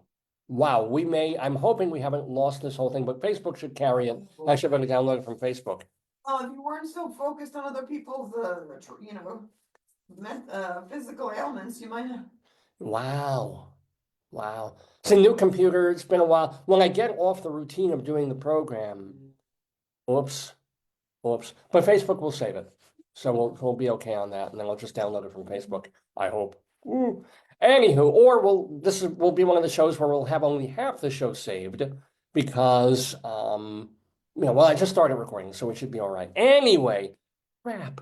La la la la la Let la. me see if it's echoing. Hold on, because now that you're taping, I want to see if it's echoing. I'll keep talking because we have coming about 10 minutes Billy Van Zandt in the Daverhood. I haven't even really told you much about him except that he's a playwright. He created an off-Broadway show called Silent Laughter. Sounds good. Sounds good. I want to be sure it's not Yeah. looping. Love, Sex, and the IRS. Wow, your views are increasing. Oh, well, good. Oh, good. Let's see. Do your cute face. There you go. He's written for Martin Lawrence on the show Martin. wow. Yeah. Suddenly Susan with Brooke Shields. Yeah. So yeah, this is a dude. He's had a real I career. saw pictures with his wives, but I'm bad with names. Who are his two wives? His two, well, yeah, they're both alive, but he was married to Adrienne Barbeau, if you remember her from Maud. On the Love Yeah, Boat. yeah. She was a Nazi Totsy on the Love Boat. Yeah. Oh, I remember that. She was always doing stuff on Fantasy Island. She was like a what do you call it? A regular cast member there, no? I don't remember. I'm Maud. I remember Maud. Oh, She yeah, was on yeah. that, of course. And then there's Maud. And then He's the Arthur Cup. oh no, I have my Dave cup, my classic Dave cup. And of course the rabbi has his own cup when he goes on in a few minutes. So we've got Billy Van Zandt coming up. We also have our Colorado Limerick of Damned. We also have Greeley Times. I better do, because we're just not gonna have, we're gonna run out of some time. Inside Broadway, yikes. So let me do Bunyan Watch. Because ladies and gentlemen, I love to share with you, Honey, you have. I got about 10 minutes. Okay. The size and condition of the bunions on my feet. I've been doing this for about 2.5 years. It is important to me. I don't know why. To show you that I do have bunionated feet. Yeah, of course. What shall I measure my bunions with today? How about against the teeth? Are you scared of this? Yeah, a little scared today. Maybe I'll do it with. Oh, I know what we can use. Look, we can use these wiener dogs. No. You can hold this and use the poop to measure. Yes, of course. It'll give you a place to hold. Yeah, so we got here. One time I used a real one, it did not go. No. Made the feces in that shape, it would be very painful. Yeah, I don't know how this is a very weird. It's not curly. It's not anything. It doesn't generally look like this, and it's not quite the right color, but it's close. Anywho, we're going to use our poop measuring stick to share the size and condition of my bunions. Unfortunately, also one of the things I haven't had a chance to do is transfer my MP3s to this computer. I can do it. We're Bunyan. Wait, I got it. We're Bunyan. We're Bunyan. I have a little Bunyan. A Bunyan. So here,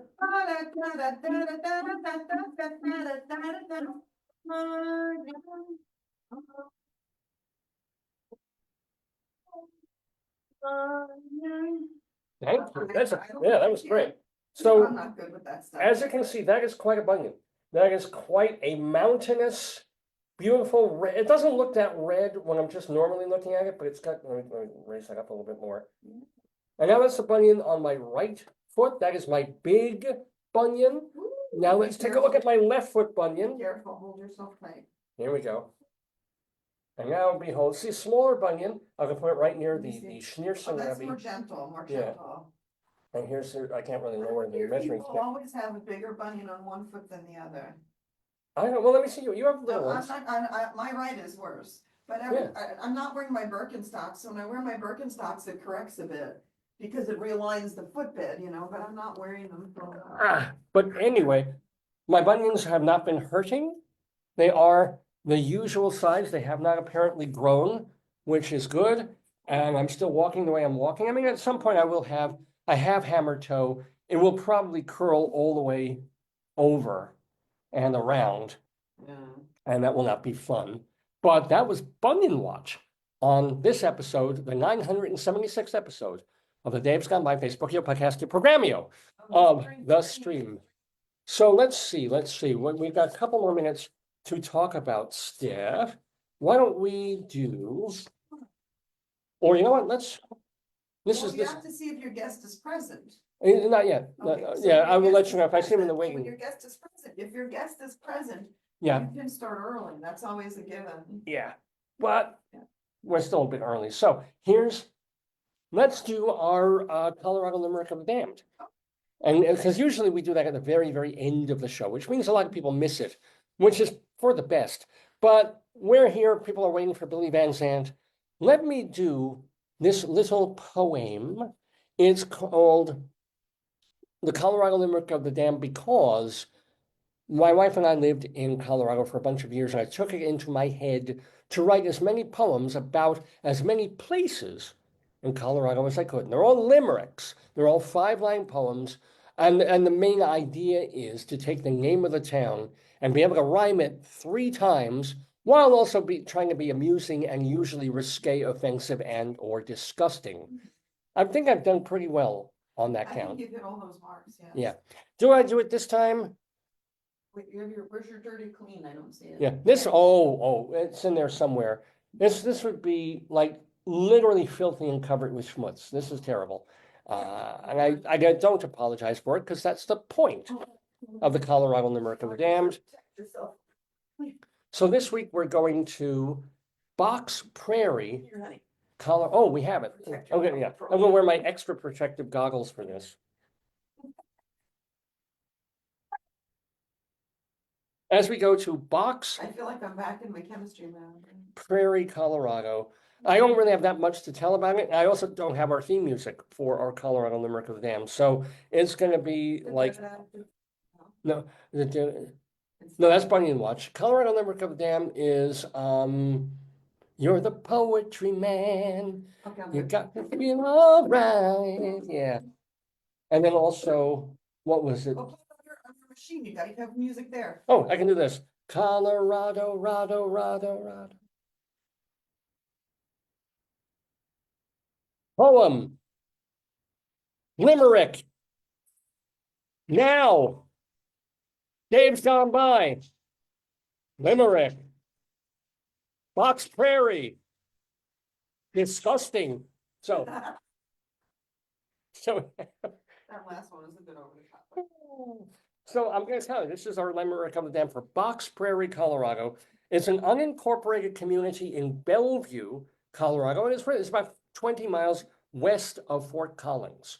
So if you know that area, if you know that northern Colorado region, it's still sort of northern, but west. And it's called Box Prairie. I don't really have any other information about it, but ahem,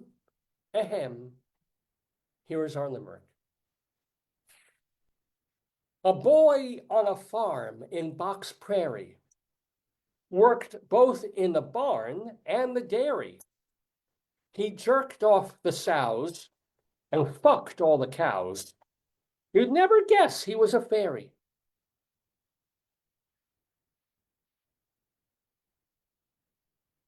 Remember that if you want to complain about this program, you can write to davesgoneby@aol.com. davesgoneby@aol.com. I try and read everything that you guys send in, or if you post messages on Facebook or leave comments there. So I don't necessarily get a chance. Like on my birthday, I tried to give a thumbs up to like 400 people who wished me a happy. Beautiful. You put a lot of Oh, love. yeah. Yeah, that was lovely to see. Got a whole lot of love. You sent a So lot of messages. I could see on the Facebook when I look on, they're Yeah. watching you now on this, but if I scroll down, there were many Yeah, no, I'm very hundreds happy of about it. messages. I really Yeah. appreciate even if it took you 3 seconds to sort of post and cut and paste and, happy birthday, that's 3 seconds you didn't have to take, So thank you for that. And thank you for anybody who wants to say hi, comment on the show, make suggestions, answer a question we may ask on the program, or feel free to email me, davesgoneby@aol.com. DAV as in Victor, ES, davesgoneby@aol.com. And yeah, I again, the whole point of the program, since I'm not monetized, is to hear back from you and to know that people are out there listening, laughing, and enjoying, or sometimes scandalized and being, how could you say that? Dumpering. All right, so we've got our limerick under our belt, and we're just going to be getting Rabbi Sol Solomon here in here. Not yet. Yeah, but Let me check then. Should I check your email or how do you correspond with this person? Both. Actually, let me check my email here to make I sure, can check it. because he messaged me last night, so we should be in decent shape. Because we're going to be talking to, I'll check it on the yeah, messenger. it's going to be a lot of Yeah, fun. there's nothing on the messenger. You should be good. Great, great. It's So, probably just many people, I like to be early, but many people are just punctual. Like sometimes like, oh God, the meeting is 1:30 and it's 1:29, nobody's there. 1:30, everybody comes in. yeah, Some people, that's a normal way of being. You don't have to be super early. Just don't hear. well, it's like but when you're invited to a party, you can get there 5 minutes, 10 minutes early, and that's okay, but you don't want to get there a half hour early. No. And you also don't want to get there, because most people, they want to be 10, 15 minutes late after the thing, What I can do while we're waiting is read a holiday letter, if you will, that finally reached us from our beloved Mary Barnage. Yeah, shows you how long we've been off the air. It's been a month since Hanukkah already, but Mary always sends holiday cards. And she has had a very, very rough medical go of things over the past now 2 years. She writes. Now, Mary has been a theater critic in Chicago for 30 years. She was on several of our shows. We had her as a guest talking about the theater, talking about Chicago. And this is her holiday card. I suppose my stint in the Army from 1973. We're going to save Mary Barnage for a little later in the program, because we've got a guest coming into the Daverhood. His name is Billy Van Zandt. And unfortunately, I'm not the one who's going to be talking to him. We have the one, the only, the Jewish Rabbi Sol Solomon, who's going to be doing the honors. So let's get on I don't have his klezmer, but I do have something like this.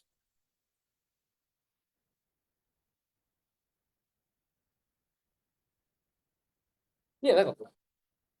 Make believe there's minor chords in here that sound Jewish. Rabbi Sol with Billy Van Zandt in just a moment or two from now.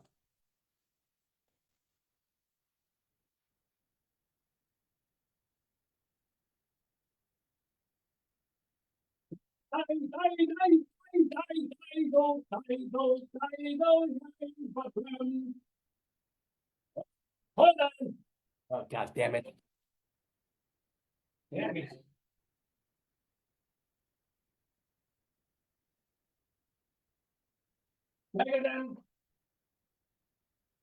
Oh, yeah.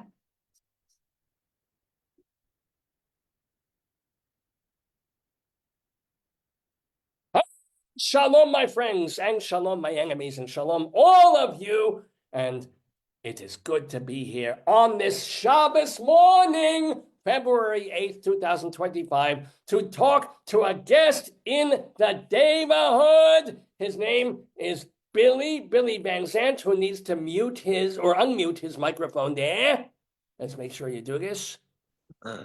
Now let me tell you a little bit about this person. Billy Van Zandt, he is the creator of more than 24 theatrical comedy plays, among them Love, Sex, and the IRS, as well as Silent Laughter. He also wrote the dramatic bio play called The Property Known as Garland, which featured his wife at the time, Adrienne Barbeau. And he wrote on TV for Martin Lawrence's show Martin, for the Brooke Shields show Suddenly Susan. He also is an actor. He's been on Anything But Love. I didn't even know this. And he's still performing. He was on The Marvelous Mrs. Maisel playing the one and only Groucho Marx. I got to hear about that. He is, Billy Van Zandt, even though he seems to have the Jewish sense of humor. Alas, not Jewish. He is the half-brother of little Stevie Van Zandt. So, in fact, last year in Wilson Avenue in New Jersey was renamed Van Zandt Way, honoring both you and your half-brother Billy. So, ladies and gentlemen, he's got his new memoir ready and out. It's called Because It's, I know you're going to hold it up. You must have it with you. Because It's Funny. There it is. I also wrote a previous memoir called Get in the Car, Jane, Adventures in the TV Wasteland. Well, we are not a wasteland. We are a vast wonderland here in the Daverhood to have with us the one, the only Billy Van Zandt. Shalom, Billy. Hello. How are you, Rabbi? Oh, I'm all right. The usual problems, my prostate, everything. But how are you? That's more important right now. I'm excellent. I'm always good. Always good. I'm very glad to be here. So tell us, how is this? You're out on the West Coast. Where are you? Are you in California? I'm in Los Angeles, yeah. So nothing around you burned down? A lot of around me burned down, but no, we were good. We were safe here. But I have a lot of friends that lost, houses and memories and all that. It was a nightmare out here, and it continues to be because the entire town of Pacific Palisades is devastated, and the Eaton fire. It was a mess. It was a mess. So how does that? I mean, because LA has fires every summer, and half the thing burns down. How long? What is the estimate on the thing turning relatively normal again? What can they say on rebuilding, starting things up, getting things back? A couple of years. I've got a friend. Her house was her house survived. I think one of two houses in the entire neighborhood, and she was told it's going to be 2 years before she can move back in because of the smoke, because of the gas pipes have to be rechecked, the topsoil has to be taken out, and her, she gets the fun of paying her mortgage for those 2 years that she can't live in that house. Oh my God, where's she living? What is she doing? She's in an Airbnb right now, and they're gonna rent the house if you can find a house to rent because everything burned down.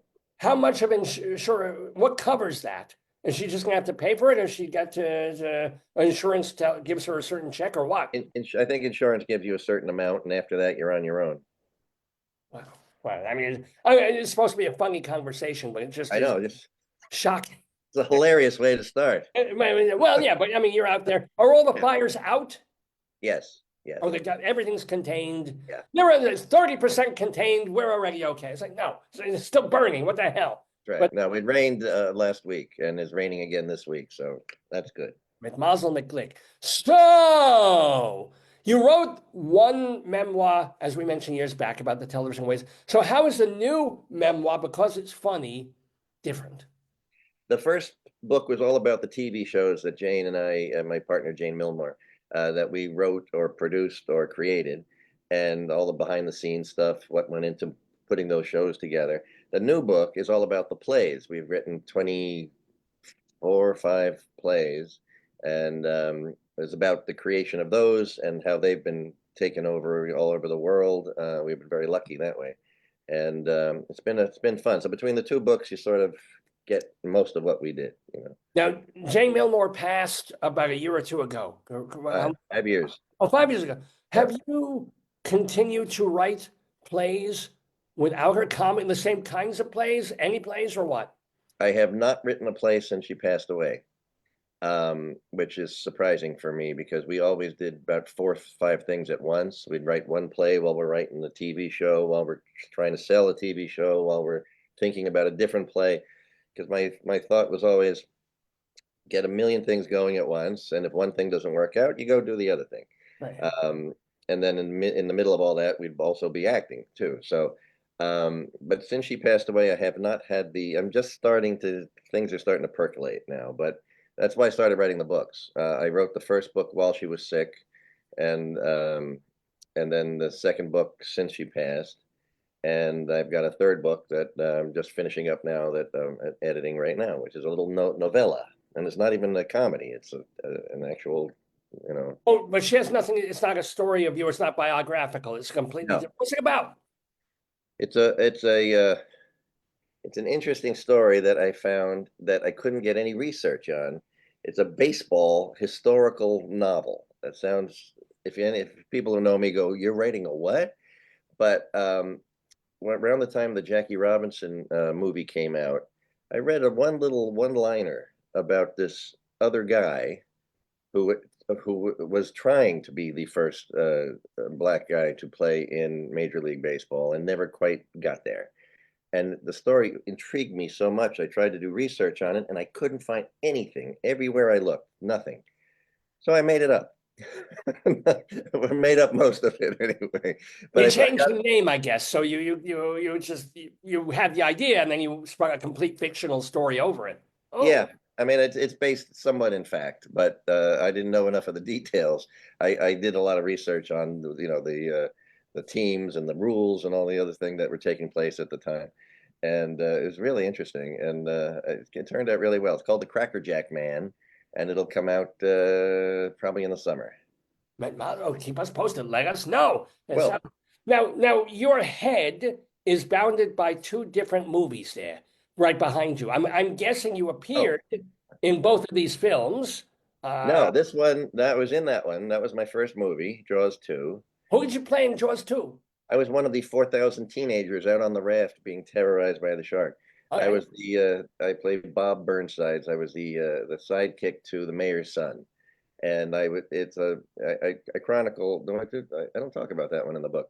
Um, I was part of two casts. The first, um, I was cast in the thing with the director John Hancock, very brilliant director who did Bang the Drum An Slowly and a bunch interesting of other. signature to his movies too. Yes. That's right, very large. Yes, he after about a month, he was replaced. The script was replaced, and most of the cast was replaced. They kept me on, and suddenly Juno Swart came in and directed what turned out to be this Jaws 2. And I was on that movie for about a year altogether. Oh my God. Supposed to be a 4-week deal, but I was on it for a year because things kept happening.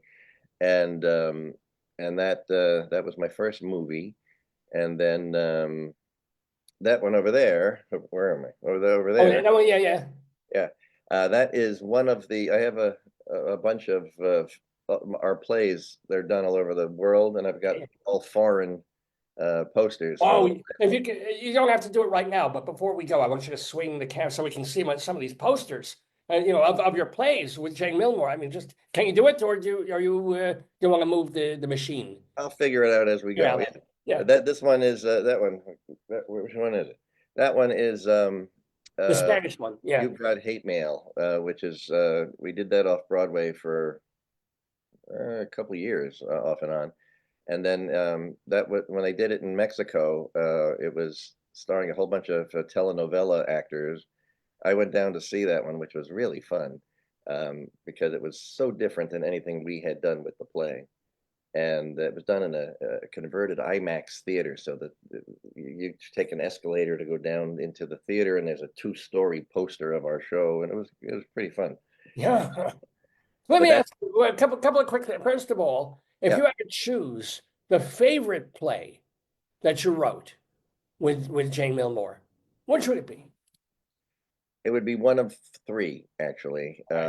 I did. There's one we did called "A Night at the Nutcracker," which was our version of a Marx Brothers musical, and I played Groucho. And we have a company of people that we've worked with for going on 50 years, and same actors. I use them in all the different shows, and so we put that together with the same company of people, and it was just a ball. We wrote it. Jane and I, we met at our Warner Brothers office one day, and she said, "I know what I want to do for the next show." And I said, "I know what I want to do for the next show too." I was just watching the night at the opera with my kids and introducing them to and I thought, God, I wish I'd written for them. I said, I want to write a Marx Brothers musical. She said, I want to write a Christmas show. And then she said, "A Night at the Nutcracker."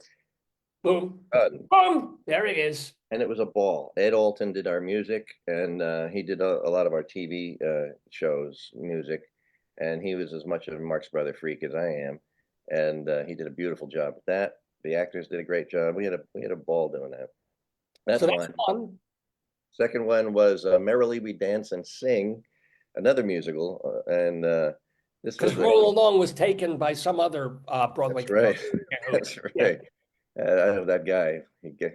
Um, this was a little community theater company putting on their annual operetta while there is an escaped lunatic loose in the theater somewhere, and he ends up in the show, and it was crazy. It had everything but the kitchen sink in it, and we probably actually did have a kitchen sink in it. And that was just the funniest, I think the broadest, funniest thing we'd ever done.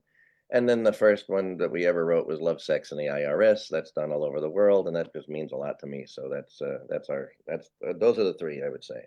I'm sure this is in the book, but how did you wind up meeting Jane Miller, who again, who was not a wife or a girlfriend, or you were just, it was kind of like Comden and Green. You know, you worked together almost like a 9 to 5 as writers. Yeah. And how did you meet her? High school acting competition at a local theater. She was from Keensburg High School. I was from Middletown High School. We met there. The producer of the theater cast us in Neil Simon's Star Spangled Girl the following summer, and we were together for 46 years. And we actually started out as boyfriend girlfriend. Oh. And that's too long a story to go into, but we would break up. No, but most of the time you don't stay friends. You just kind of, when that happened, you're just like, Yeah, "Eh." we dated, we broke up. It was an ugly breakup. Oh. We slowly got back together as friends. We married other people, and then we compartmentalized things, and all without missing one single day of work in 46 years. So did you really have like a work, maybe not 9 to 5, Monday through Friday, but did you have literally like we show up, punch the clock, let's start writing? Yeah, yeah, yeah. We both started out as actors. We started writing to give ourselves something to act in. And then I started directing so no one would mess up my writing. And then I started producing so no one would mess up my direction. And This is all theater. This is not TV or movies, right? This is all started in theater. Yeah. And then eventually Bob Newhart hired us to write for his TV show. And that was our first introduction. Which to one? television. Which Newhart show? Just the one called Newhart up in Vermont with Larry, Darrell, and Daryl. Okay. Yeah. And that spoiled me for every TV show that came afterwards, because he was the greatest boss you could possibly have. And the work situation was great. We worked literally till maybe 5:30 was the latest we ever stayed there. Unlike most TV shows now, where you're sitting there writing till 4 a.m, and what you're writing at 4 a.m isn't any better than what you wrote at 5 p.m.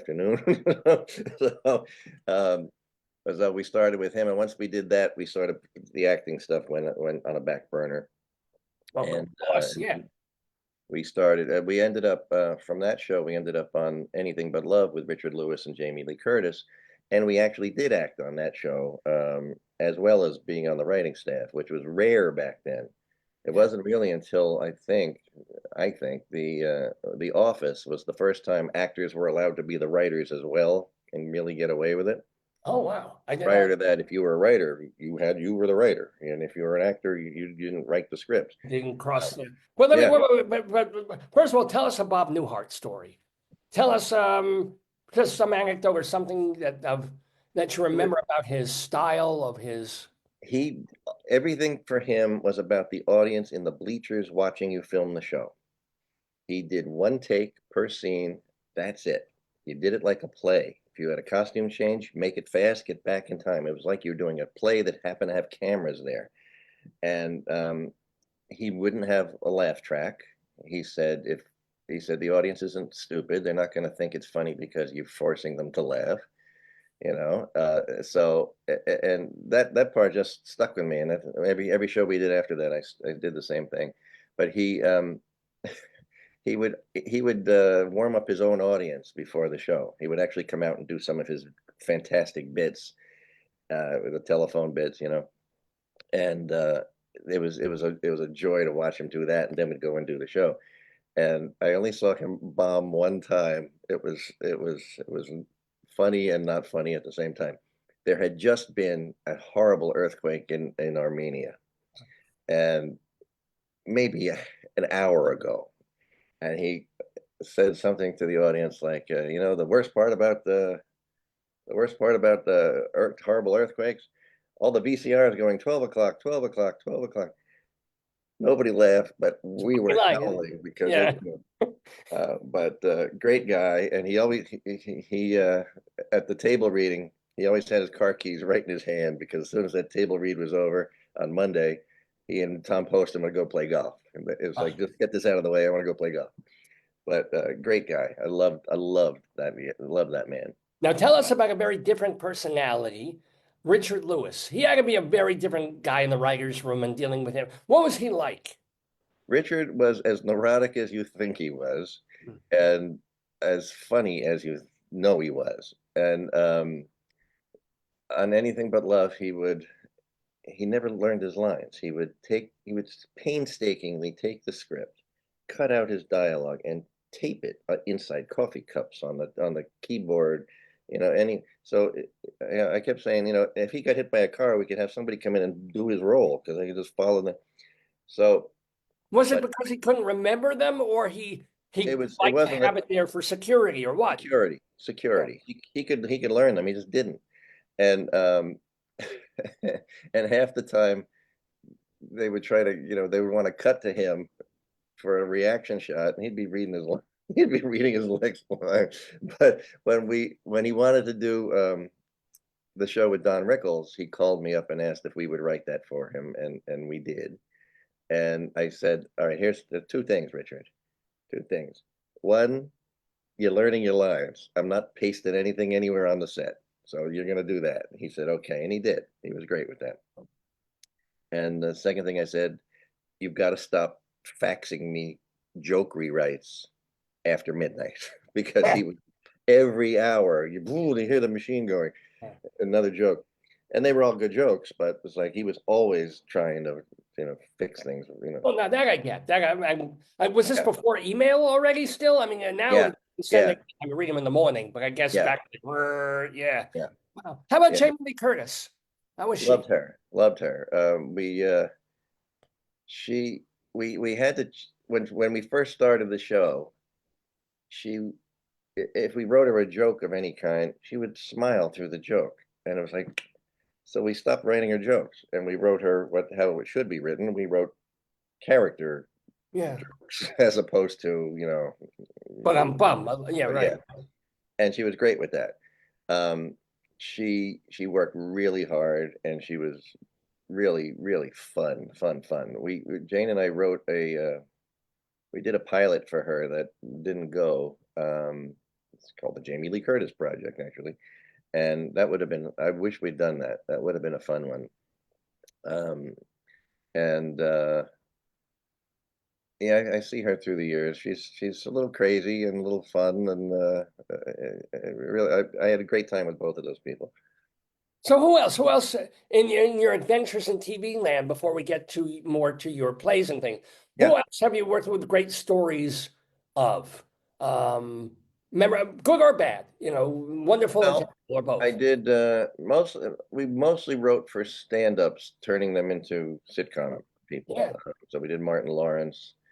There's an interesting chapter about that in my book. Well, you don't have to give the whole thing. I remember the book is called Because It's Funny. Yeah. So how do people get that book, by the way? How do they buy it? You can go to Amazon or Barnes and Noble and order. We wrote we did Don Rickles, we did Bob Newhart. But is there a Martin Lawrence story, or are you trying to sort of shy away from that, or what? Trying to think what I can. The weird thing for me was he worked the same as Bob Newhart. It was all about the audience in the bleachers. Oh, one take and be done. And if it got a laugh, it stayed in. But he didn't want there to be a censor at all. So and when you write these things, you know things are going to get cut, so you overload dirty Yeah. jokes. So they cut the one and they keep the one you want. And they inevitably would take out the wrong joke and keep the really dirty one by Yeah. accident. But there was one moment where he was in the middle of, he was dressed as Shanae with the girl, the neighbor, and the censor called him over because he had ad-libbed something and said, "You can't say that. You need to say that." He dragged the guy in front of the audience and said, "This is what he wants me to say. You tell him." And the audience was like almost going to lynch the poor guy. And so, and then it was like Martin, and Chris Albrecht, who was running HBO at the time, was there. And he tried to talk him out of this. Well, I forget what the line even was. And Martin started flicking off the fake fingernails. He said, "You get your boys, we'll meet you outside." And it was like, and Chris said, "I'm too old for this shit." And he got in the car and he took off. Yeah, God. we had fun. Wayans Brothers, I did. Yeah. Andrew Dice Clay, I did. And Now, let me guess, was Clay like completely normal as soon as the cameras were? Was he just like a normal these them or was sweetest guy you ever met. Just the sweetest guy. And that was his character. And he Yep. wasn't doing that character on our show. He was playing Kathy Moriarty's husband. It was a blue collar show. And he was really good. But he didn't ever learn his lines. But we started on Monday, and on Thursday, by the time you got to Thursday, the script was set, and we would do camera blocking. And every Thursday, there would be some problem on the set with Andrew, and we'd be called down to the set. And it's like, "What's going on?" "We don't know. He's talking in Spanish all of a sudden, and he thinks it's funny." And it's like, stop doing that, And then we get another call. He thinks there's a fly in the scene, and he's trying to kill the fly every time he talks. I said, "What the hell?" So one week we had Elaine Stritch on the show as Kathy's mother, and I loved her. It was the most difficult week I ever had in my life, but she was fantastic. And for instance, wait. You tell the Andrew story and then you will tell the Stritch story. they're both the same. They're both Yeah. the same. Oh, yeah. So Elaine was difficult, and I think it was out of nerves, but she was difficult. The first day she was on the set, the PA picked her up at the hotel, and he said, "Good morning, Miss Stritch." She said, "There'll be none of that." And then he got quiet, and he drove her to the thing, and she comes into the sound stage, and she says, why is there a couch in my dressing room? I'm not here to entertain. Get it out." That's how we started the day. And she said at the table reading, we introduced her, and she said, "Thank you. Thank you. Do you want me to read the lines I wrote in my hotel room last night, or should I just read this shit?" And Bruce Helford, who was our producer, said, "Just read our shit, please." And so the week went on, and all of a sudden I go down to the set because she's having some fit about something, and I see Andrew sitting there in the corner, and I said, "Andrew, wait a minute. You've never been this professional this entire week. You show up on time. You know all your lines. You're quiet. You don't create any fuss. What's going on?" And he points to Elaine Stritch and says, "There's only room for one." That's beautiful. Yeah. But he was fun. I enjoyed him a lot. I really enjoyed him a lot. Oh, yay. Oh, yay. Yeah. Let me also ask, by the way, we're talking with Billy Van Zandt. So he's talking about all these shows that he worked on. Well, you've had so much success, but there's also that level of heartbreak of like, we spent all these hours writing a pilot and pitching this and working that. And you mentioned the Jamie Lee Curtis. Is there another project that you and Jane had your heart set on, and it was almost like it was a green light, and then it got turned around. You thought, and then what was it? Two. Yeah. One was a show with Olympia Dukakis, Richard Mulligan, Oh. Michael McKean, Julie Haggerty. It was called Waiting for God. It was a British show that we had done the American translation of. And it had these fantastic people. It took place in an assisted living place. And we did it for CBS. And it was, I think, one of the best things we ever did. And CBS decided that year despite the fact that it tested well. And Penny Marshall was our producer as well. Jesus. Yeah. And they chose to pay us all off. You know, I had a 6-episode commitment. Penny had a 6-episode. Olympia. So they paid us all off to go home and didn't do the show because that was the 1 year that CBS decided we're going to go younger. Oh, I thought you were going to say because the Golden Girls came out at the same time and they didn't want to go, but no. It was so painful because it was good, you know. Now let me. When you say you brought it to CBS, did you do a pilot or did you just write a script and No, we filmed it. We filmed the pilot. Yeah. And Olympia was a ball. Richard was great. Michael is the funniest thing in the world. Michael's brilliant. I mean, it's just And Penny was a trip to work with, I will say. She wait, why?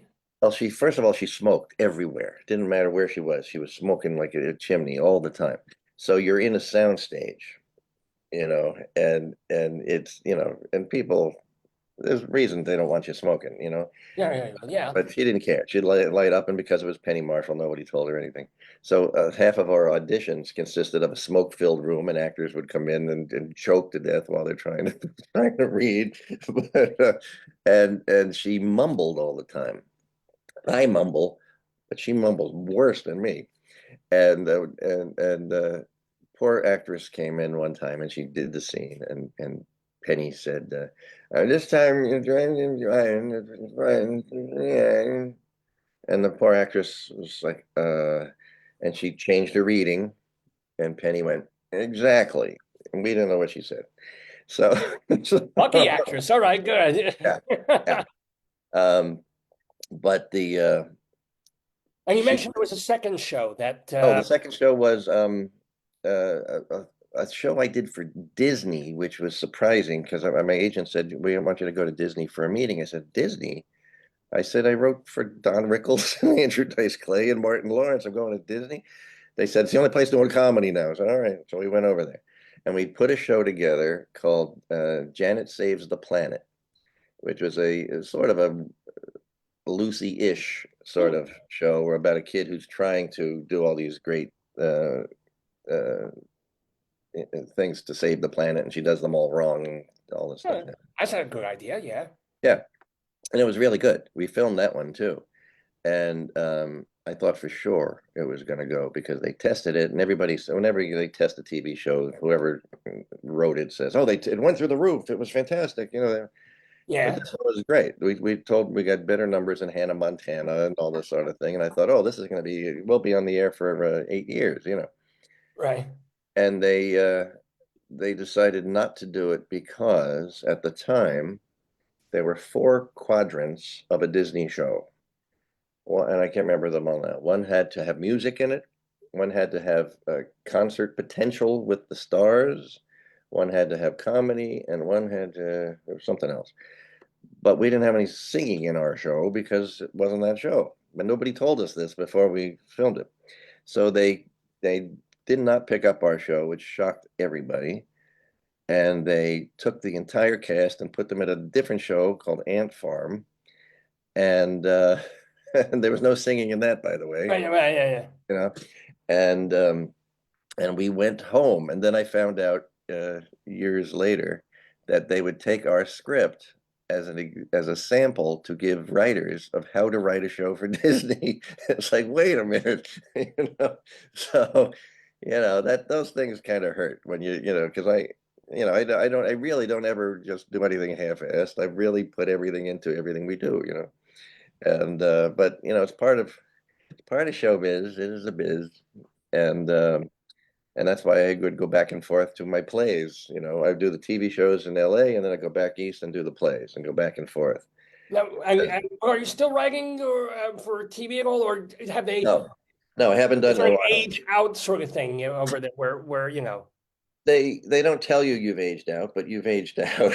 You know, they just pretend you're invisible a little bit. But the difference was in TV, you're told a guy named Sam Bobrick, really talented writer, Yeah. He Yeah. wrote Murder at the Howard Johnsons and a bunch of other plays that I had directed and stuff. He sat me down one day and said, when I just started writing for TV, he said, you're a playwright, right? And I said, yeah. And he said, let me tell you how it works in television. In the theater, you're the top of the pyramid, and everybody works to please your vision. Now you're in television. You're the blueprint, and we're going to do whatever we want with your script. It took me a long time to get past that. It took me about 2 years to get past that because I kept going, why are they changing our work? And the, uh, the saving grace for me was to go back to do the plays where nobody told me what to do. You were also directing and producing some of the time, so you really were top of the. Even if as a writer you weren't top of the chain.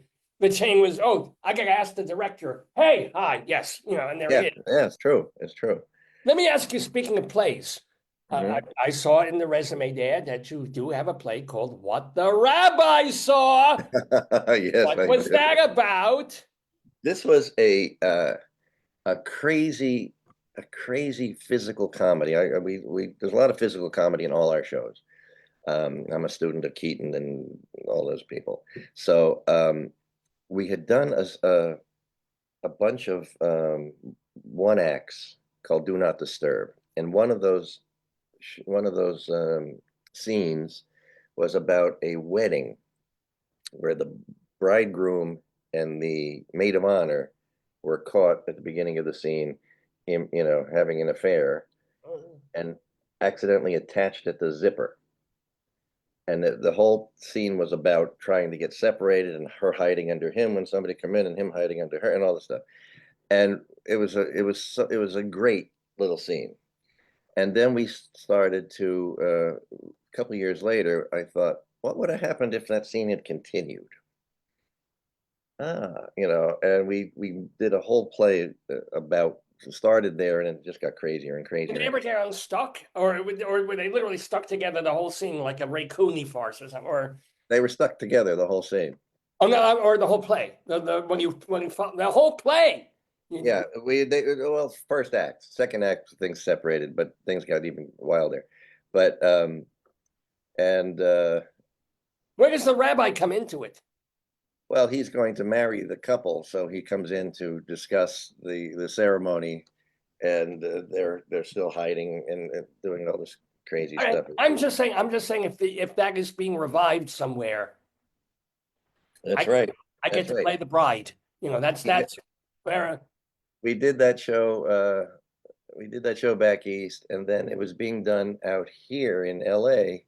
Because once we, excuse me, once we do them, we publish them with Samuel French, which is now Concord Theatricals. They changed their name, and and we don't know where they're done until we get a check saying it. Oh, it was done in Cincinnati. Oh, okay. So we got a phone call from a local theater saying we're doing one of your shows. Would you like to come see it? And I said, I don't know, Jane, I hate going to see our shows. First of all, I want to rewrite them every time I see them. And secondly, I don't like the people fussing over us because it's embarrassing to me. And and third, if I'm not in charge of the show and it's terrible, I don't want people to know it's my show. So we didn't go. And as it turns out, I wish I'd gone because the role of the wedding singer was played by a soap opera actress who had just made her stage debut, and it was Eva Longoria. Oh my God! And I never got to see her do it.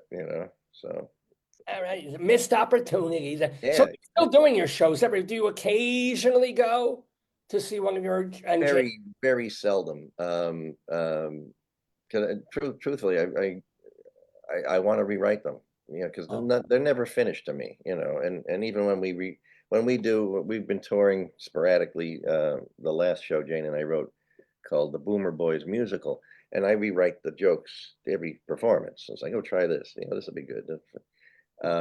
But where I do go see our shows is around the world. I go see the foreign productions. Those are fun to see. and are they translated? Are they in the other language? Yeah. Yeah. The weird thing about that is I have to approve the translations for all the different countries. I don't speak any other language than English. So you just go, yeah, sure, That's whatever. exactly what I do. That's exactly what I do. They send me the script for approval, and I'll go, yeah, it's good enough. Yeah. So my wife and I went to see two of our shows in Poland. We're very big in Poland for some reason. They do all our shows in Poland. Well, they think they're doing tragedies because they're Polish, but all right, yeah. So we went to see Love, Sex, and the IRS, which was just fantastic there. And down the street, coincidentally, was another theater doing our show, Sweethearts. So I went to see that, and they had English translations for the tourists above the stage, but it wasn't my It wasn't script. your original script. It was the Polish translation into English of the thing. Exactly. And half of it made no sense at all. So there Right. was I don't know why it was funny at the time, but when we originally wrote it, it was a newlywed couple booked into a hotel suite, and her name is Elizabeth, and she's married a guy named Timothy Taylor, and so she becomes Elizabeth Taylor, and it was a haha. Okay. Yeah, I could, yeah. Then you find out her maiden name was Fisher, Eddie Fisher, all that stuff. I don't know if it was funny when we originally did it, but it wasn't funny now anyway.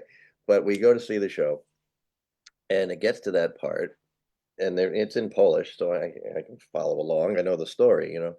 And they get to that part, and the bellboy finds out her name is Elizabeth Taylor, and he starts laughing and making sewing motions like a tailor. Taylor. And the audience is laughing at it, and I'm thinking, what are they laughing at? It doesn't make any sense. And then he finds out her maiden name was Fisher, and he starts making, you know, fishing motions, and the audience is laughing again. So I got to take a closer look at these translations as they come out. Remember, they're Polish. That's right. There's a caveat right there. They're Yeah. Polish. Yeah. No, now let's get to personal life, because you know, you have mentioned your Jane Milmore, of course, and your two wives, or you know, I'm not Mormon. I'm just you have one and then another. One, Right. we certainly actually know both of them if you know television. You know, Adrienne Barbeau, and then now Teresa Ganzel. Yeah. So we know you like boobs, but let me ask you, how did you meet Adrienne Barbeau? Was she on Maude? Did you write for Maude or what? No, I did a show called Drop Dead off Broadway, and then I took it out here 2 or 3 years later, and we were casting it, and it was the role of a washed-up TV star. I tried to get Tina Louise from Gilligan's Island to play it, and her agent said she's not going to play a has-been, you know, and that was the end of that. So we're still casting people, and I got Rose Marie from the Dick Van Dyke Show and all these great people in the show, and I didn't have that one role. And I got a phone call from Adrienne's manager saying she found your script because a neighbor, Priscilla Barnes from Three's Company, had said she couldn't do the show and threw the script over the fence, and Adrienne read it and said it was great, she wanted to do the show. And so we met with her and cast her, and eventually we started dating after the show ended. And a year and a half later, when we got married, I got a telegram from a friend that said, "Good thing you didn't cast Tina Louise." You may be married to her. And that would be a thing, yeah. It was funny. At the 75th anniversary of CBS, Adrienne and I were in New York, and they had all the different stars from all their shows from the past. And I said, "Oh, look, there's Tina Louise. Let's go tell her the story." So we go over to tell her. And I introduced myself and Adrienne, and I said, "You know, you're responsible for us being married." She said, "What do you mean?" I said, "Well, I had sent you a script of one of my shows, and you turned it down." So Adrienne, she said, "What script?" I said, "Oh, it was called Drop Dead." So anyway, you turned it down. And then Adrienne, she said, "When was this?" I said, "Oh, it was 1991, something like that." Anyway, you turned the script down, and then "Where did you send the script?" "What? Where'd you send the script?" I said, "I don't know. I sent it to your agent." "That son of a bitch. That drunk. And she kept going off about this agent, and we just backed away and never finished the story. And that was the end of that. So anyway, so that's where I met her, and then I met Teresa because of another one of my shows. You've got Hate Mail. It was set up. One of your theater shows, not TV, because we know these people from TV, but Yeah. from a theater show. Yeah. These are all theater shows. And You've Got Hate Mail was the story of Jane's divorce told through emails, basically, make it simple. And it was 5 actors, 5 laptops, and you would read the emails back and forth to each other. And we set it up so the scripts were right on the laptop, and we could have guest stars come in and play all the different roles. It's like love letters. It's like, or Yes. there's a show called Pen Pals right now off Broadway that Yes, yeah, is set up. Yeah. exactly. And so Teresa, we were also touring the show at the same time. And we were gonna go to Florida and do the show, and Jane didn't want to go because she had just started dating Shelley Jensen, this guy that she ended up with. So my stage manager said, Teresa Ganzel's down there. And I said, what do you mean? She said, she's doing another show for the Schubert organization at the same theater, and yours is going to be the show that follows it. Let's call her. So we called Teresa, see if she wanted to do the show. She said yes. We never ended up doing the show in Florida, but I said to her, look, if you're ever in New York and you want to guest star in the show, let me know, And she said, I'm going over there and I'm going to be there in October. I said, you're in. So she came and did the show, and then she came back. I wasn't in the show. She did it with Jeff Keller, who was the Phantom of the Opera on Broadway. And when she came back to town, I took her to lunch to, just to be nice. And we started dating, and we've been together ever since. Are you married? Or is she official? You put a ring on it. So how many years now? How long has she been? We've been together about 12 years, married 3. Yeah. And so you got to be careful if you do one of my shows, That's right. If I played the rabbi and what the rabbi saw, or anything like that, it could you never know where it's going to go. Never know in this society. It's true. We have been talking with the fun, the delightful, the wonderful Billy Van Zandt, ladies and gentlemen. Now, I want to remind you that you can get his new memoir. It's called Because It's Funny. So pick that thing up there. Available anywhere books are sold. Amazon, available at, there's still Barnes & Noble. We can probably get Barnes, or certainly online, books, all these different places. And you said you're working on that novella. Do you have a name for it yet that's coming out in the summer? The Crackerjack Man. That's right, Crackerjack Man. You mentioned that. Great. So since you're in edits on that, but you're not writing plays anymore for the moment, what else are you working on? That's I'm just traveling around right now, and I decided this year I'm sort of percolating of what the next play is going to be. So I want to get back into doing 12 things at once like I used to do. Wow. Yeah. We talked about aging out of the so-called writers' rooms in traditional television, but what about the revolution in terms of short things online and streaming and YouTube and TikTok and this and that? Have you thought of any of that or working for any of those things? No. Not your thing at all, huh? No, I do what I do, and I'm happy doing that. Maybe I'll get into that stuff, but right now I like the full theater experience, and there are a couple TV things that are playing around in there. So no, forgive me, I probably should have looked this up. Do you have kids? I think you had. I do. I have twins that I had with Adrienne, William and Walker, and William is a platinum record producing music guy, and Billboard and Grammy nomination, all that stuff. And Walker he's an entrepreneur and a designer, and he's got his own company, Mine Until Morning. And they're both doing fantastic, which is good because that's my retirement plan. And then I have a stepson from Adrian's first marriage, Cody. He's a musician. His father's John Carpenter, the horror movie director. Oh my gosh! Yeah. And Cody, of course, she was right. Yeah. Cody writes the movie scores with him now. So yeah, three great kids, and they're all doing great. Thank God. So last question for you. Speaking of music, we haven't really. Congratulations again on having a street named after you. Isn't that funny? Isn't that great? You. So how close are you with little Stevie? you're 1 degree removed, not only from Beatrice Arthur, thanks to Adrian Barber, but you're 1 degree removed from Bruce Springsteen, for crying out loud. So Yeah. how close are you? You share stories? Do you do holidays with little Stevie? Of course. Yeah. We grew up together. So yeah. And yeah, we still see each other all the time. So do you have a Stevie story? It's my brother. I don't Well, know. yeah. I mean, growing up with him, was he a good brother? Was he a big brother? Was he a bully brother? Was he protect you? You protect him? Yeah, it was Anything funny? very close family, close Italian family, because my mother's side, and we still see each other and hang out and do all that stuff together, and yeah, yeah. I don't know if I have a particular story, but All he's my right. Then I'm going to save this for the last question then, since you're Italian. Catholic, religious ever, at all? Where does... My mother was Italian. She's Italian. She's passed away.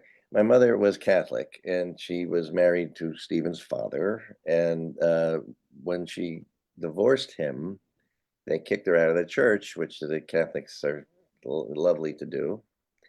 And she remained Catholic secretly for the rest of her life. She would go to the Baptist church with my father and us, and then she would sneak off to mass every morning at the different church. It was a lovely, lovely church.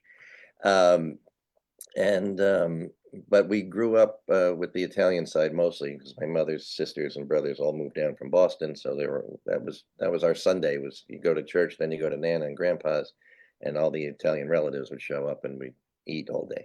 So and then Christmas Eve was done in the Italian style, which was Christmas Eve was the holiday, and it was all the relatives and all the 7 fish dishes and all that stuff.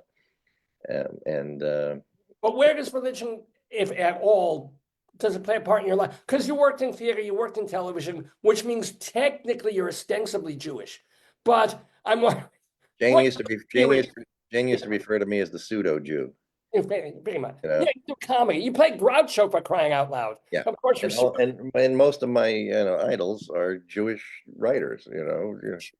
As well, they should be. Right, Right, then let's make this the final last question for Billy Van Zandt. Okay. Who is the writer or comedian that you most admire? And it doesn't have to be somebody you worked with or knew. It could be from before or whenever, but who would it be? Well, this will piss a lot of people off, but I don't care. Woody Allen. Doesn't piss. No, of course I get it. We all wanted to be Woody Allen in the 1970s and 80s. Yeah. Who didn't want to be Woody Allen? But why? And he wrote his own stuff and performed it. That was my thing. And I've always, just to continue on that thread, I've always been able to separate the art from the artist. I just do. So if otherwise, there's not many people you really could look at and enjoy, if I look at a painting by Adolf Hitler, I'm not going to. Well, maybe that. No, it's a nice painting. This is pretty. This could hang in my kitchen. I was like, who painted it? Oh, all right, maybe not the kitchen. We could work on that. Anyway, ladies and gentlemen, we've been chatting with Billy Van Zandt. Get his memoir because it's funny, and get the older memoir too. It's called Get in the Car, Jane: Adventures in the TV Wasteland, about your years writing with Jane Milmore. But we wish you more success with your projects. We wish you the Cracker Jack Kid, was it? The Cracker Jack Cracker Jack Man. Man, I'm so sorry. I have no memory anymore. Cracker Jack Man, when that comes out, please let us know. Let us know all the projects, because it's going to be, you're going to do 5 to 10 projects in the next year or two, God willing. Right. Thank you, Billy, and Thank you very much. Bye-bye now. Bye. Oh, Billy Van Zandt in the Daverhood. This is why I want to do this. What am I doing here? Am I still on Zoom? Oh, I'm not sure if I'm still on the Zoom here. Yes, I am. Hello, I'm still here. Everything's just sort of weird there. But ladies and gentlemen, For a lot of your show, it was going back and forth person to person. Yeah, that was And the then I old way. realized that you gotta leave it on the view that I set. Yeah. So you go, and then eventually you went side by side, so it might be a little Yeah, messy. I mean, when the person's doing a monologue, it's good, but then it's sort of like, you go, ahem, and it cuts. Yeah, I hate that's that. I hate that. I tried to fix it. Yeah. See. Well, then we're back after we've been off the air a little bit. My payas are all askew. Oh, what happened? Well, I took off my glasses and now it looks like this. Oh, my goodness. Yeah, that's not. This is after a really bad Passover. I'm telling you. Interesting interview, though. Not an interesting man. Yeah, right. All the experiences he had in his life were incredible. Yeah, You he had the life. know? A playwright and a TV writer. It's the ideal, wonderful life. What can I tell you? Very interesting interview. Yeah. But Where's David? David is coming back. I'm going to be back too because I have a rabbinical reflection for all of you. This is there's a big week in potentially Zionist history. It's on it's a pre-recorded dated, so I got to figure out how to share screen on this thing, and I'll do that. But that's a little later in the program. I got to work these things. God damn it! I don't. You know what decade we're in? I know it's post-millennium thing. Good, Yes, good, yes. Good. I basically judge everything by terrorism, so I know that it's after 9/11. Yes. Oh, and I think we're after the thing with the music festival thing, Yes. and we're way after the Olympics and when they killed the Israeli athletes. This is how I measure my time. Glasses. I think I do. I think. Oh, see, no, they're just schmutzy. Yeah. Oh, there you go. There we go. Good There we job. go. Ladies and gentlemen, you're watching Dave's Gone By, and Dave is going to be back with more of the show, including things like really. Look at these iPads. Oh my God. Oi. I should use these. These are so big. I should put my tallis in them and use them as tallis bags. Dave will be with you in a moment or two or three.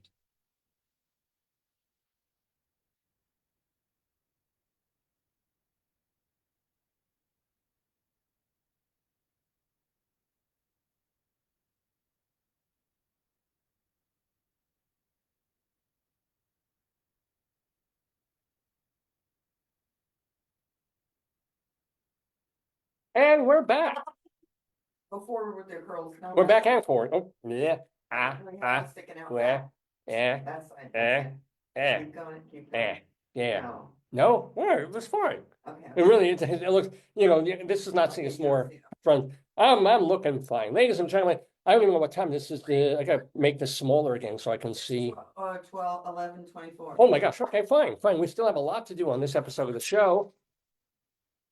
You know that sound. That is the sound that we use to cue you in that this is Greeley Times. So, Greeley Times is based on a segment or an article that appears weekly in the Greeley and strongly in the Greeley Tribune newspaper, a real newspaper in northern Colorado. So the Greeley Trib collects actual phone calls from the police department in northern Colorado from people who want to call in and say there's something scary going on in the neighborhood. Things you could also text the police, I wonder. Really? No, I'm asking, I don't know. It would make sense in 2024, 25, you could just do. Somebody monitor, can you imagine having to monitor a Oh, that police would be- yeah. chat feed? That's like a job and a half already. But no, it would make sense. In fact, it would make sense if you dial 911 and there's a stranger in the house, you're hiding in the bedroom Yeah, and you yeah. don't want to say, I can't hear you, ma'am. Answer voice, answer voice.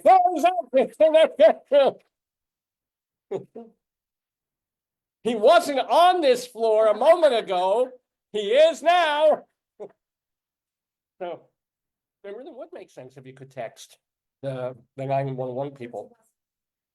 But anyway, yeah, well, I discovered, I don't know how many years this column's been in the paper. I didn't even notice it. And then one time I decided to look at it because I thought it was just a That's police something about blotter. Chicken or something that you particularly. Well, no, it was horse poops over fence. Oh, yeah, that's what got you. That was a headline in the news. Look at the, Oh, how's the yeah, sloth look doing? at them. They both are back in their correct formation of body parts. and He's they're hardly healthy. moved. That Oh, top look one, at the- Yeah. Yeah, yeah. Yeah. looking good. So the Greeley Tribune publishes these. And a few years ago, I finally noticed this, like, oh my God, these are funny. They're supposed to be funny. And they are. So we get the funniest of the funny and share them with you in a segment that we call Greeley Times. Next week, I'll have our usual music again, I hope.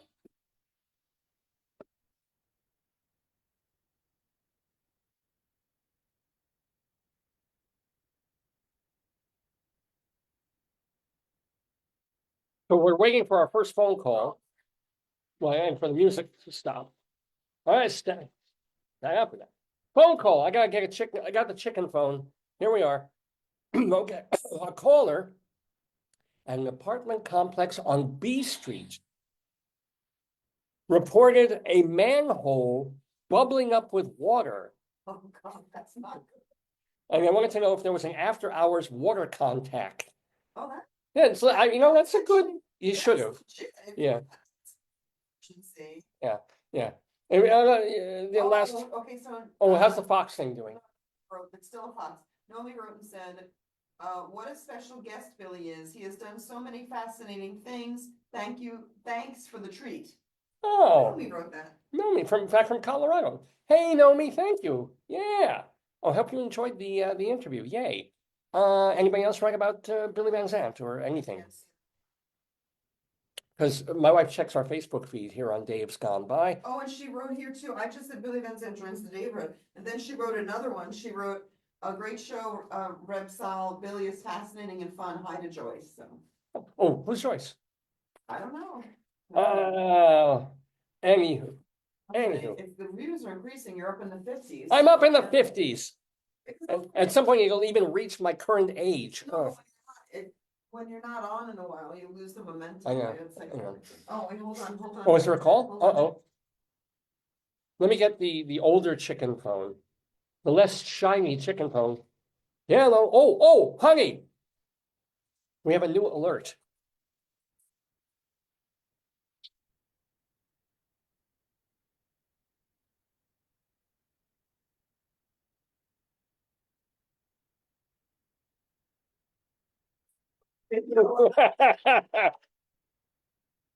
So, well, the alerts are a very important part Is it of a Greeley big Times. It's not gonna, we have chicken alerts. We used to have Lupton alerts for things that would happen in Fort Lupton, but this is a new one. This is a reasonable question alert. What is that? It means somebody's asking a reasonable Oh, question. makes sense. Okay. Yeah, so it's actually a sensible, reasonable question that someone is asking of the police. A caller reported a pile of trash in front of a home over on 8th Street. The guy was wondering if he could take some things because he had no furniture and the trash had been there for weeks. Oh, these are normal. That's a reasonable question. Like a water leak, trash thing. Those are normal. Yeah. Those are appropriate. Yeah, Those aren't that's how we funny. got our big giant shit stain unicorn. Our neighbor across the street was having a yard sale and they had one of these enormous, It was the community yard sale. Oh, it's right. To be truthful. Yeah. and nobody was buying this giant pink, cute, fuzzy unicorn thing. It wasn't like this size. It was literally bigger than me. And they just put it out on the curb. It's like hoping someone would take. Nobody took it. And then I got in my mind, I need this. So I grabbed it. We took it. I had it for a few months until. First, you're right. First, I took pictures. I took pictures with it, many pictures with it. And then we had it in our front room. We had it on our chair. We had it in the window. And then we were like, okay, we don't really need this in our house. Now, this was at the point before we started getting, back to being our regular selves and buying a ton of unnecessary animals and things for our home. I mean, the potatoes, of course, were always part of the mix, but stuff like hey, where'd Green Frog go? Oh, here he is. Stuff like, You love him. yeah, we bought him recently. The baby one is downstairs. I Yeah. think. Basically because, I would pose with these green frogs at the New Jersey rest stops. Yeah, I'm an interesting person. Anyway, that was a reasonable question. Let's see if this next call is reasonable. I'm gonna grab the boombox I phone. hope that it makes some music with it. Yeah, hello. Where are you? A caller at a coffee shop on 11th Avenue said someone told him a guy was tied up in a dumpster outside. Quite reasonably. Is that the furniture the other one wanted to take? Oh, that's funny. The caller was afraid to open the dumpster until officers arrived. Yeah, yeah. Yeah. If somebody told me there's a person in the dumpster tied up, Oh, well, the idea of being tied up in a dumpster, I hope, is not especially normal. Well, in Colorado, it kind of is. it's normal to call the police about Yeah. that. And so someone told me this, and I'm not gonna open the thing. All right, I'm gonna try the poo phone. I'm waiting for the next call. Oh. It's ringing. It's ringing. Yeah. Oh, this is in the realm of Tolstoy's all happy families are alike, all unhappy families are different. This falls into the unhappy families are different realm. A caller at an unknown address said her son had barricaded himself in his room. His parents convinced him to open the door, and the caller requested police come remove him. There's a happy family right there.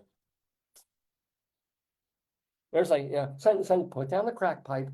Put down the crack pipe. Come bad, Ronald. Come. So, all right. Anyway, we have another call. And honey, this doesn't. Oh, what? Very sure who this husband is. You want me to defrost your cake, or we don't have enough time? We don't have time, man. Okay. It's already a So little bit. this is where we used to celebrate your birthday. I think he's there because I.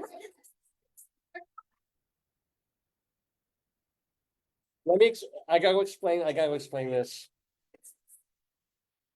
So, and so it wasn't Trace Margaritas. What was it? What was it? It was Trace Margaritas. Yes.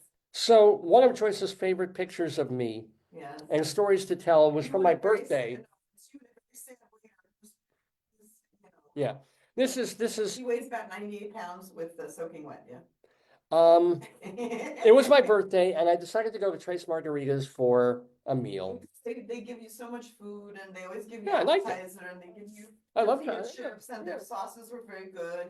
It was very authentic. It wasn't Yeah, it was commercialized. good That's food. I the- liked it. I always Oh, liked Trace Margaritas. They gave you flan on your birthday, which you love. No, ice cream. Ice cream. They gave me ice cream on it. You know the size where they give you like a side of avocado? It's a tiny condiment dish. Yeah. But on this birthday, They they gave gave me you ice a cream. huge cup. Yeah. And Oh, they- yeah, yes, yeah. yes, of ice cream. But, and as part of that, I did not ask for this. No, it's part of the ritual. They put a giant Mexican hat, Sombrero. a sombrero, on me. Not just a cute little whatever, like a big, ridiculous floppy sombrero. People probably have scabies in Yeah, hair like yeah. that. And so Joyce took a picture of me wearing this hat. And then there's this skinny, like, as you say, 80 pounds soaking And wet. they shave the man going. And the waiter trying to muster a smile. I'm sure he's thinking, I want to kill this Jew gringo. But, it's like, You want to share the ice cream. oh, maybe. Well, you can have ice cream anytime you want. So can I.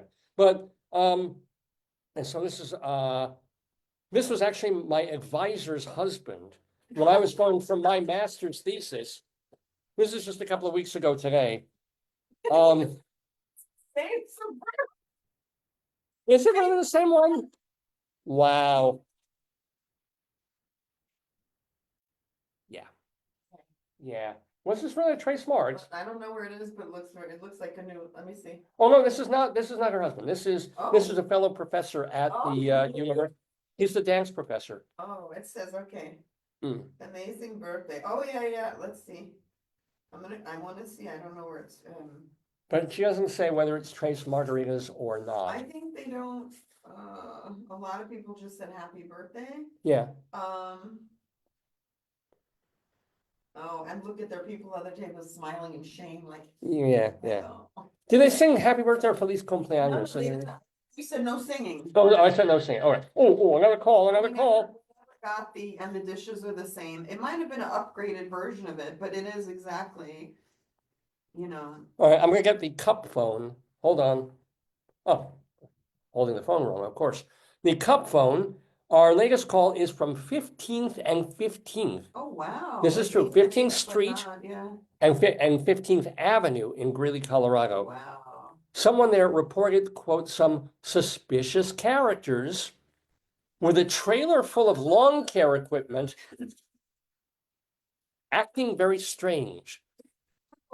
Gardeners. Yeah. I think, Right, I yeah. don't know the English, in English, are they called gardeners? I think that's what gardeners do, Yeah, right? and then, of course, the phrasing on this, what do you do as an English teacher? I'm still very, because it's a trailer full of lawn care equipment acting very strange. Oh, I Was the hope lawn not. care equipment acting strangely, So or somebody just put something for students, they said, the comma is important, no more tequila or no comma, more more tequila. tequila? Yeah, So yeah. I think it's you know. Well, no, it should be rephrased to say, reported some suspicious characters who had a trailer full of lawn care equipment and were acting very, Yes, but that they kind of were- makes it they were ungainly. individuals, yeah. Let's do it elsewhere. So, when we do, Oh, now look what you're getting in your feed. as the Outback Steakhouse steak It wing. says curbside takeaway delivery, start your order. Now, It's showing yes, all of this chip, it's showing all of this, the food, yeah. yes, I like food. And we didn't talk about really. Me, Oh, Reiki I'm dumpling. sorry, go ahead. Yeah. So, let's do an elsewhere, because what we do is, even though these are all stories or phone calls to the Greeley police, we also have one odd story a week that is from elsewhere in the world, elsewhere in the country and the universe. And we have one courtesy of the New York Post this time, and it's from England. So they're picking this up elsewhere. This is from the United Kingdom, our elsewhere story of the week. And you know, folks, even today, I've been known to use salty language here and there, but at least I'm not alone. A woman in Chester, England, near Wales, is facing trial Uh-oh. for her, quote, threatening bumper sticker. In late January, Georgia Venables, age 20. Oh, maybe related to David Venables. Oh, I wonder. He just said, shut the front door. He should've Shut the helped her. front He door. should've helped her. Oh, Mary. I mean, maybe that's his UK cousin. I don't know. 29-year-old Georgia Venables pleaded not guilty to displaying an abusive sign likely to cause harassment, because that's the only reason they could arrest you for this. The sign was her bumper sticker, which read, quote, "Don't be a cunt." You imagine being arrested for a bumper sticker that says "Don't be a..." Prosecutor Valeria Tonkinson told the court the defendant denied that the sticker caused anybody distress, and she also bickered with Venables over the bumper sticker's size. Oh, my Lord. Like, really? Yeah, get it. You know, I mean, I get it. If you pursue quality of life crimes, you do help the over, but this is nothing. I think that David Venables should get her on QVC. He needs to help He her. does- he needs does, to bake yeah. her. He likes the honey ham. He should go over there with the honey ham. What did he like? Chocolate, right? Oh, of course, I And love he always chocolate. like, oh, these are some good trail. And there were these things they wings. cook. Oh, Yeah. and dumplings. You like a dumpling. Yeah. But Valeria Tonkinson, this is for you, okay? If you're watching this, cunt, cunt, cunt, cunt, right? I'm offending whoever. Yeah, come at cunt. Come at me. Come at ridiculous. I remember that in England, the word does not have the sexual sexist shock attack value that it has here. Oh, it's meant to also be like just a stupid idiot. It's like when we now say "don't be a dick," which has crossed into the vernacular, and they use it even on regular TV now. It means penis, but it's like, don't be a dick. Don't be a dickwad. Everybody says it. In England, for decades, they've been using cunt. There's even a Monty Python sketch where they play on that, where the man can't say the letter C and he replaces it with the letter B or the B sound. As in, what a silly bunt. Oh, wait a second, David. Cunt? Cunt. No, but wait, what? Oh, we have this. There's a trial for this set for May 29th. And meanwhile, this threat to public safety is out on unconditional bail. I mean, how does a prosecutor feel? And of course, it's not her marching orders. Somebody's telling her you need to go forward with this, or someone maybe raised a complaint. But whoever raised that complaint, in all senses of the word, is a cunt. Anyway, okay, I heard a phone going that there was another call for the police. Let me do the goggles phone. Yeah, hello. Okay, a caller on 31st Street said someone knocked on her door asking to use the bathroom. When she said no, the man just sat in front of her door for 10 minutes. At least he wasn't squatting. You don't know that, did you? Oh, I don't know. Sat in front of her door, wasn't he doing duty? I wonder, or if he's just weighing his other options. He's like, I don't want to go next door, they have a gate. And I tried the door before her. Well, so I could try, there's a Walmart, but it's half a mile away. Let me just think this out for a while. It's like, man, she won't let me in her backyard because maybe there's a tree. I don't know. Anyway, let's do one more. One more really bit of criminality. We'll have it on the goat phone. Hello. A woman at a hospital on 29th Street kept calling, telling the call taker, I've been a captive. Oh, no. And saying she was in a basement. I mean, she really needs to use the bathroom more than anybody else. There's that time I was afraid I got stuck in the elevator, so I understand that. No, yeah, you can have that fear, but You feel like you're, like if you're trapped in an elevator or something and you want to go, yeah. but I'm getting the feeling that possibly this caller was a cunt. Anyway, that is Greeley Times here for Saturday, February 8th, 2025, here on the Dave's Gone By show. We have more Daveness to come. I know, it's 20 to 12 already, almost a quarter to 12. And we have stuff to do here in the Daverhood. We've got Rabbi Sol with his Rabbinical Reflection. We did our Colorado Limerick of the Dam, so we got that out of the way. We did BUNION Watch, and we had our marvelous talk with Billy Van Zandt and Rabbi Sol. An interview, and and the camera's beautiful on your phone, on your the camera on your. On my new Mac. It's just, and we have low light here, but you wouldn't see it at all. The light is so much better. It's amazing. It's like, it looks to me like high def. Okay, what? Yeah, I'm high and I'm kind of deaf. No, I'm kidding. So let me do. Let me share with you. Oh, your review. Yeah, because I haven't. Don't you have a segment? Yeah, I've got to do our Inside Broadway segment, because Inside Broadway, I've been a theater critic for bunches and bunches of years. I used to kept saying like almost 30 years, then almost 35 years. Now it's borderline, 1988 was when I really started reviewing and writing reviews. So it's going to be 40 years, not too far in the future, that I have been a theater critic, and that's kind of cool.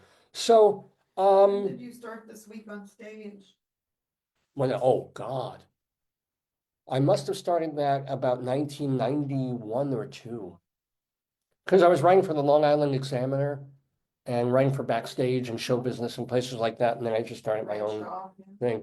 So, in our myriad travels back and forth and back and forth and back and forth to New York, I did manage to squeeze in some theater going while we were in town, especially a couple of weeks ago. So a bunch of shows and really, stuffed them all in, as it were.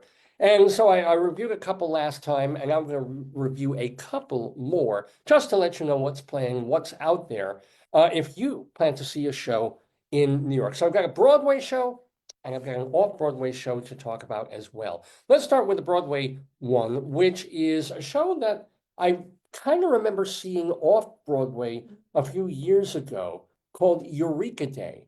And it's a comedy, a darkish comedy, all about parents at this very, I wouldn't say she, it's a high-level-ish elementary school in a high-level neighborhood. And they have trying to be as, shall we say, and you hate this word, but as woke and as left-wing and as open and as accepting as possible. And that's just not always an easy-ish thing to do. And what happens is they get together for their PTA meetings once a week. And these are parents and concerned parents and stuff. And so they have the issues that they're raising, most of which are now involving, in this particular case, vaccinations. Actually, I saw this, I think, before COVID. It was written, and then they put in a line post-COVID at the end of the piece. And I have to admit, I'm a little shaky on even seeing this Broadway show again and having seen it before. I remember liking it more off-Broadway. I remember it being unexpectedly funny and sharp and clever and open to both sides of the vaccination argument. Open to saying, hey, we have a thing, kids need to be vaccinated from all the usual vaccinations. Yeah. And then, of course, there's a woman who's in the PTA who has her very, very specific and significant reasons for opposing it. And so they're going back and forth, and also it's like, well, if we can't close the school, because if we do that, then this and this happens, and we lose funding. But then again, we can't offend this parent or these parents because they're paying a lot of money and they donate to the school and they can give us a wing. There's all this engineering going on.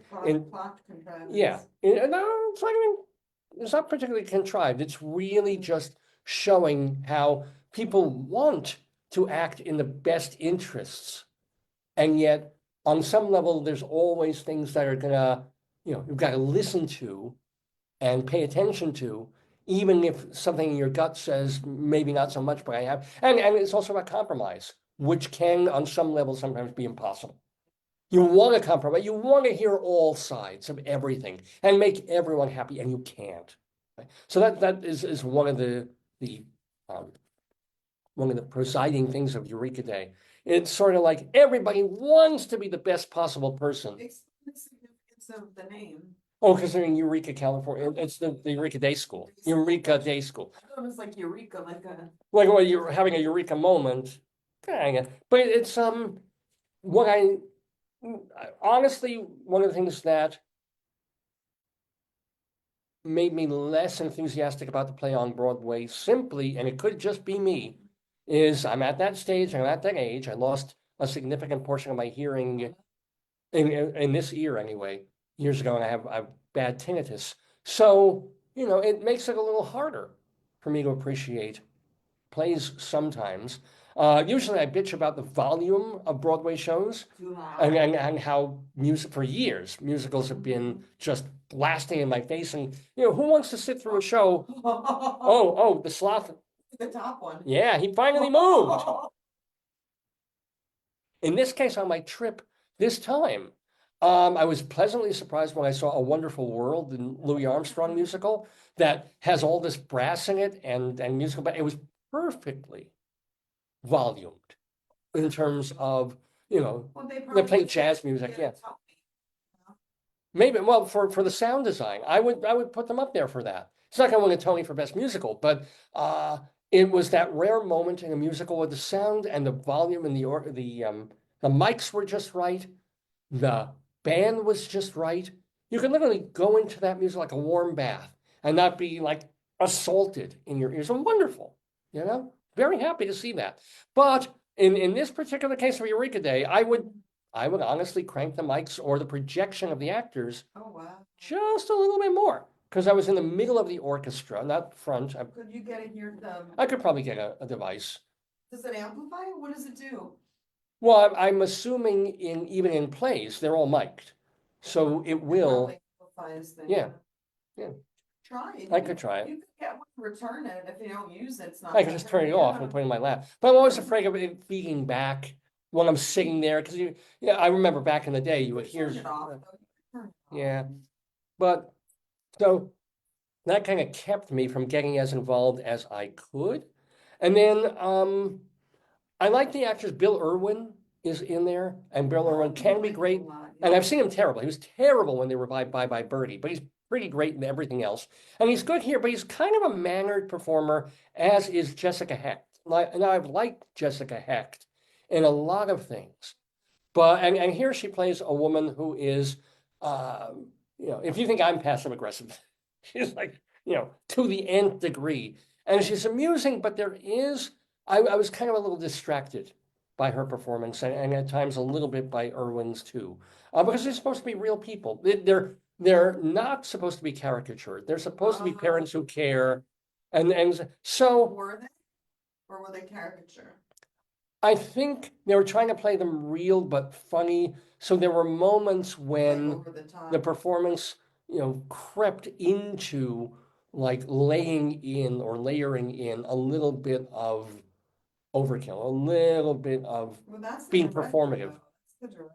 Well, that's what the director, Anna D. Shapiro, who does a lot of Chicago plays, who does a lot of comedies. So again, if I'd been sitting in maybe the second or third row, I might have had a different experience at the Samuel J. Friedman Theater for Eureka Day. There is the scene that does work best and is funniest, and is still funny as hell. There's a new musical called The Bedwetter. Oh, I saw that. I saw that. It's it Sarah good? Silverman. It's based on Is her it memoir. good? It was very good, actually. All right, but Eureka Day is what was I saying? There was one scene that we didn't feel was overdone. There a lot was of a it was one very scene heavy, that was but one- brilliant off Broadway, is brilliant on Broadway, and it makes fun because what they're doing is they're trying to have their meetings, but they've gone. Kids have I forget what it was, measles or something like that. So there's an outbreak, Oh, no. and they have to close the school, and now they want to still do their PTA meetings and have parents and talk to the parents who have concerns. So they do it on Zoom. And they do up a Zoom meeting on stage, as it was, with a screen showing the chat comments. Oh, no, what are they chatting? And of course, for the first 2 minutes of the meeting, it's like, how do I get my volume on?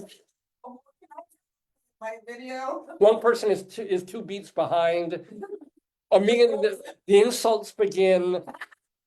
The back, and then it just comes into a total free for all of everybody insulting each other and saying horrible things and oh, okay, our first Holocaust reference. I mean, it's like Oh, wow. just the funniest scene I've seen in a theater in a long time, and that scene still rocks and still works, and it's reason to see, if nothing else, reason to see this Eureka Day on Broadway from Manhattan Theater Club. It's in fact, maybe one of the problems with the show is it never peaks again after that scene, which is in the first 40 minutes in the first half hour of the show. And then there's a very good, and I will say that Hecht has a really powerful monologue later in the show that she delivers very well, when you understand where she's coming from her other side of things. So overall, I gotta give it like 2 3/4, 3 stars. I can't really strongly recommend it yet, possibly again, because I didn't hear it well enough. And well, no, that might be the main reason. But I would say if you do go, you're going to love that scene, and you're going to like most of the play also. So do check it out, Eureka Day, at the Samuel J. Friedman Theater on Broadway. Now, more recently, I got to see an off-Broadway show that was a hit at the Vineyard Theater back in October, big enough that they brought it back for a couple of weeks in February, again at the Vineyard Theater, with this fella, probably a guy you never heard of, Sam Kisajukian, You liked it, right? and his show 300 Paintings. It was actually quite worth seeing. He was a stand-up comedian for about 10 years. And in Australia, he was really well, I guess, fairly well known out there. And when he comes out and he starts talking and doing, like, not really stand-up-y things, but just sort of getting the audience into it, I was like, oh, I don't know. I mean, he doesn't seem that funny. He talks very, very quickly. I could understand him, but he was kind of a low-key performer. I didn't really see him being that hilarious as a stand-up comic. Where is this going? Is this going to be worth watching 80 intermissionless minutes of him talking to us? And I guess he's going to be talking about some paintings that he did. Boom, fine. So it goes on, and he says he got tired of stand-up. There was something about stand-up that was no longer piquing his interest, and he wanted to try something else. So after 10 years, he gave up the game and said, I'm going to be a painter. Never took a lesson, never went to art school, never did anything. Oh, wow. And he starts painting, and he starts displaying the paintings that he's done from like the very first one. And I guess it's a savant kind of thing because they're really interesting, really good. He has a style. Nice. And he's projecting these paintings on the thing, and he's explaining the impetus of, you know, when I just started and I did these two the first night, and then I did this, and I did, you know, 300 paintings, and I thought if I sell one, if I do this, and if I do this, and it turns out, and he admits all of this, that he is a manic depressive. So that when he started doing the paintings, it was part of this sort of up Therapy? mania where he could do 3 to 4 paintings. No, he wasn't getting therapy. That was the point. He was just like in a jag of painting this and then doing this, and you know, these inexplicable things that were really quite amazing to look at. But then you can see that there's a person with problems making these paintings, and that, you know, it was in a certain weird frame of mind that he was churning things out and trying to get them to galleries and stuff like that. But it's a true story. Absolutely true. These are his paintings. You know, he sold a few, you know, I'm sure he's doing all right. And then he says, okay, What do they look like? Are they really nice? I wish you know, you don't, They're this probably- doesn't give you if you, Sam This Kiss, is from the play 300 paintings. Yeah. or if you maybe Google Sam Kisajukian paintings, I'm assuming some have been in gallery, or they have been in galleries. Let me just trying to get. Because one of the nice things is also at the Vineyard, after the show, he's got paintings displayed in the up and downstairs of the theater itself. Give me a second. Sure. I don't have a copy. I'm going to copy. I'm trying to copy his name. Oh, yeah. The problem is, okay.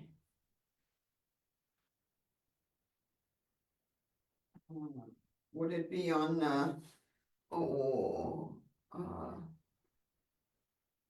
Because his paintings are really in varied styles, although you can tell he's got a squiggle dark line thing that he does. I think that's his site, is that correct? That's him. That's him. So Okay. I don't remember this painting. This is If just, you could look at the menu, want me to find it? I'll find it for you. yeah, thank you very much. I wanted to know if that, because I didn't say. Remember, this is a man who didn't really take a formal lesson, did not go to art school. It should show more of his, or maybe that his thing isn't working. Maybe on Instagram? I don't know.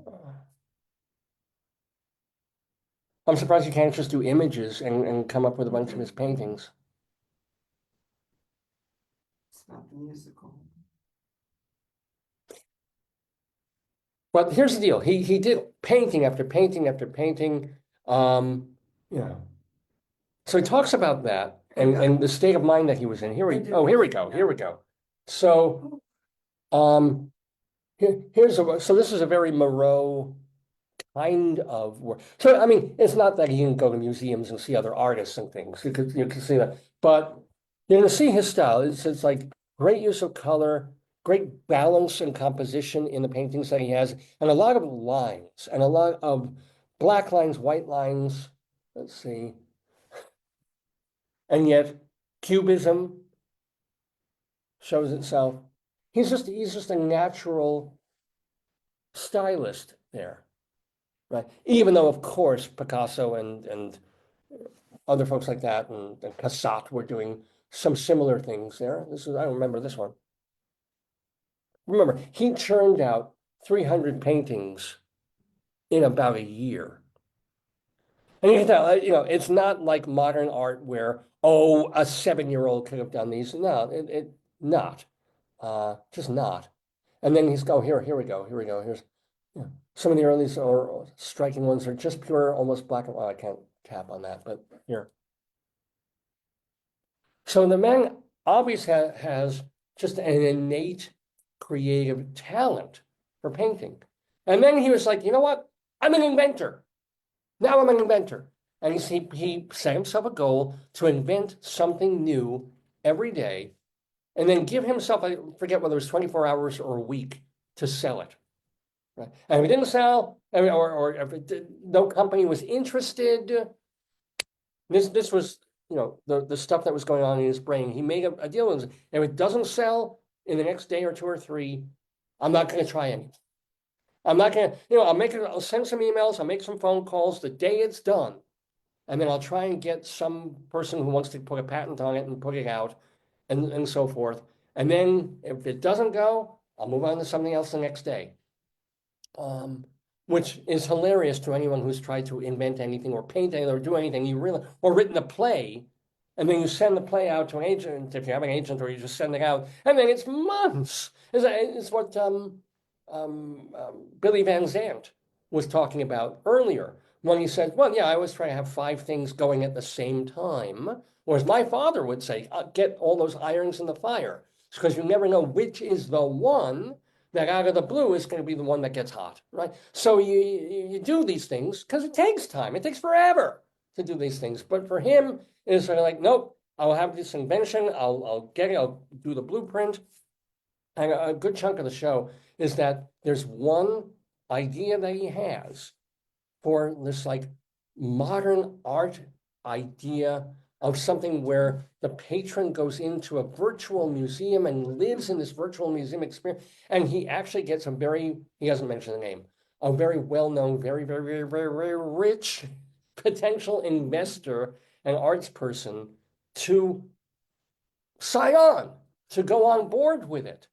Until that person realizes that it's like, wait, it goes beyond crypto and goes beyond even this idea of non-fungible token things. It's just sort of like this pie in the sky idea. I didn't mention the name of the guy, but he was doing meetings with him and he was going back and forth. And the investor was, okay, this guy's a genius. He's brilliant. It's a great idea, but this is not workable. It's like that Anna Sorkin. Who's that? Remember the Anna one? Oh, Anna Delvey? Yeah. Yeah, but he wasn't misrepresenting himself. This is just a man who was, because he was, on the crazy side, mad, but brilliant, mad, and talented. And you never know. Sometimes you bet on that and you come up with a winner. Sometimes it is possible to get people to, yeah. Oh, David, I think it's still, let me update you, hold on. Well, what? It's still a Fox. Oh, so it's sort of like this investor really wants to believe in the project, but he keeps asking Sam Kizichuki, it's like, okay, so this is where people buy something? It's like, no, we all want to buy, we convince them not to buy anything. And that's the genius of it. And he keeps this guy on board, even though it's a mad idea, but a mad, brilliant idea. Anyway, Kizichuki eventually went on, I won't give away the show, but he eventually went on meds. And he eventually, he's obviously still going to be dealing with ups and downs and all of this for the rest of his life. Before this happened? No, he was a stand-up comedian. Oh, okay. Is this show comedy? Yeah. The way that you talk about it, yeah, okay. Well, you can, he layers his true story with comedy, but he's not doing jokes. He's literally showing his paintings and telling the ideas and literally the sketches and the blueprints and the maps of his inventions that he tried to sell, he tried to promote. Oh, okay. And it's a good, well-told, amusing story. What did you say, like, compared to what you like? I haven't actually read most of the reviews on this, but I think they were very good. Critical reviews of 400 paintings.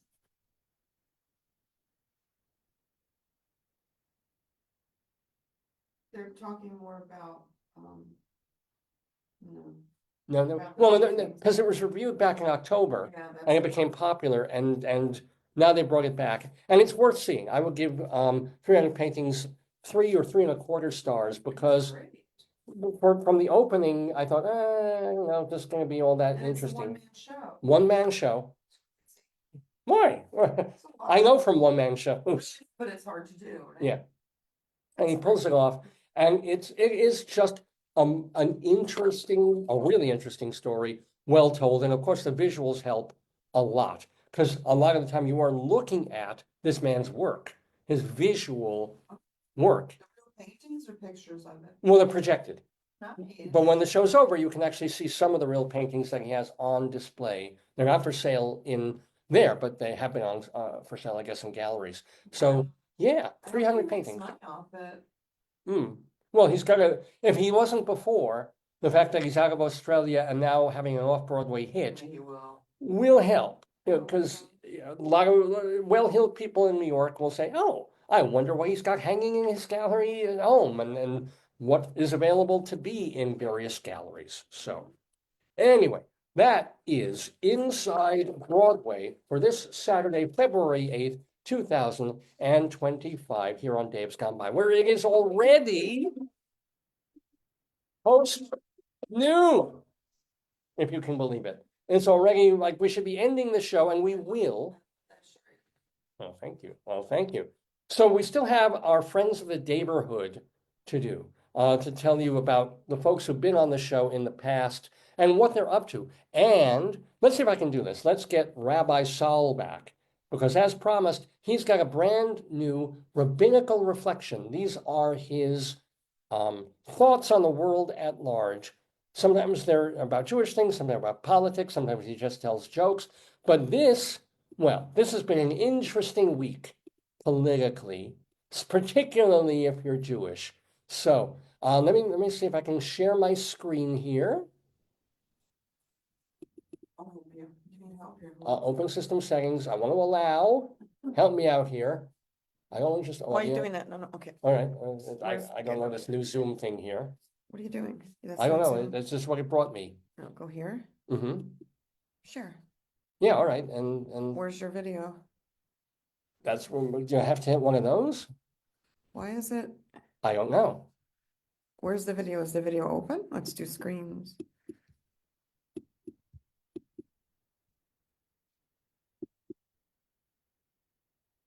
Video file? Oh, well, yeah. Okay. Well. Where's Oh, the no, no, video? no, no. Where's the video? Oh, Let's here. try it. Let's try No, it. maybe we'll do it in this weird, different way. Yeah, I mean, let's just get. Rabbi Sol Solomon's Rabbinical Reflection in the Daverhood. Oh, I guess this is how that was weird. What did you share video screen? I'll Or tell you later. yeah, here it is. The one, the only, the And let's see Jewish if we can- Sol Solomon.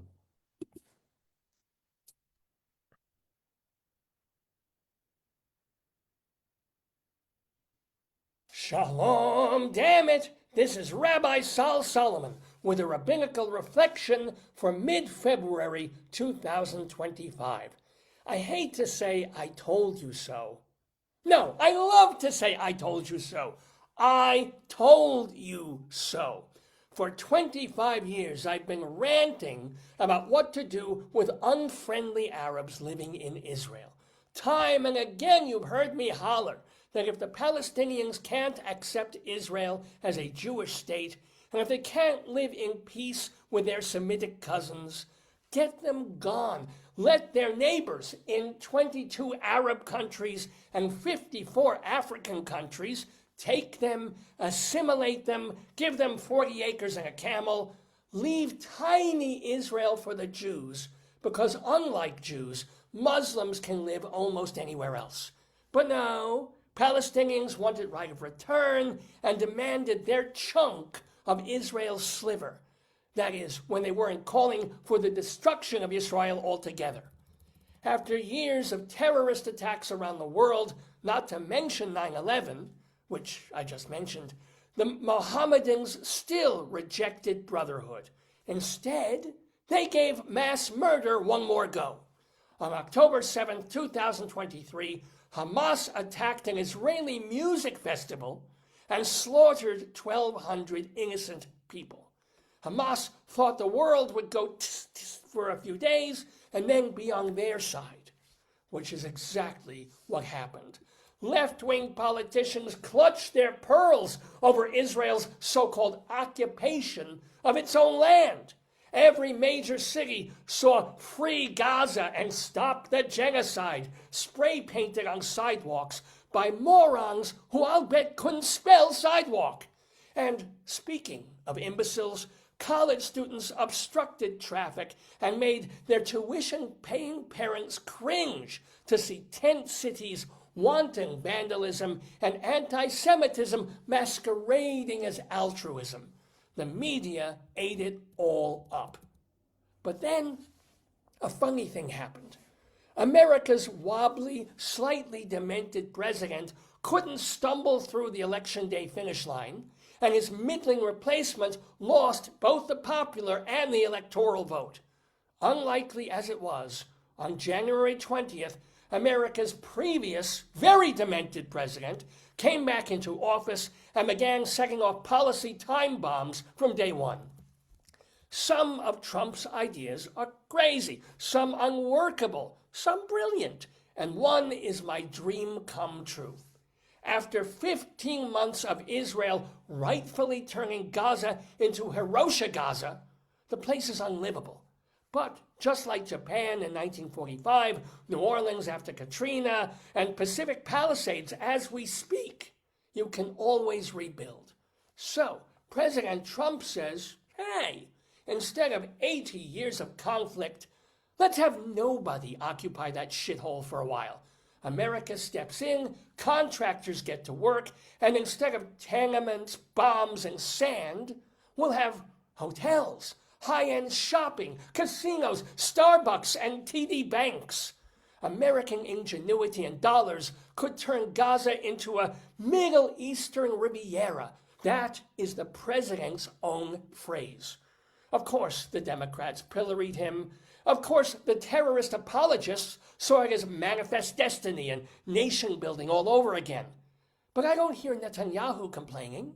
And for all the two-state solutionists who wanted an international city that the two countries wouldn't fight over, isn't this it?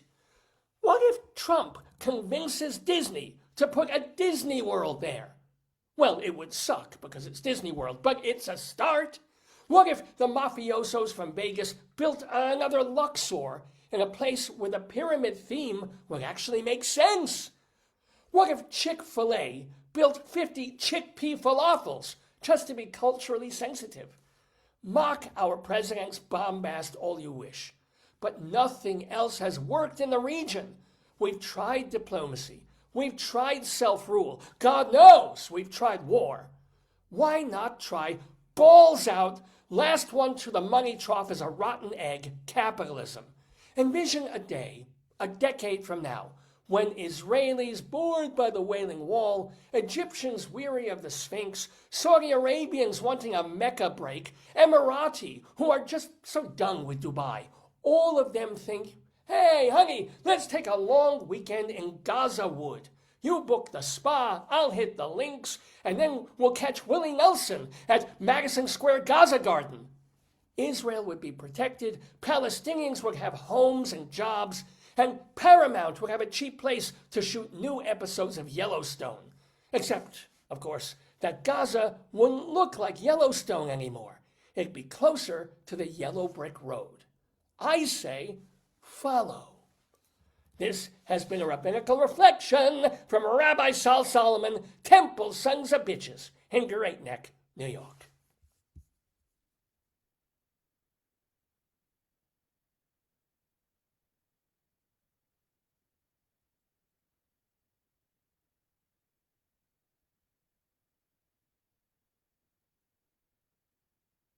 And there we go. Thank you, Rabbi Sol Solomon. So let's see, we want to stop our share. See if we can do that. No. Let's go back to screens. I will stop share on this. Oh dear. I think I can kill that. No, I'm still me.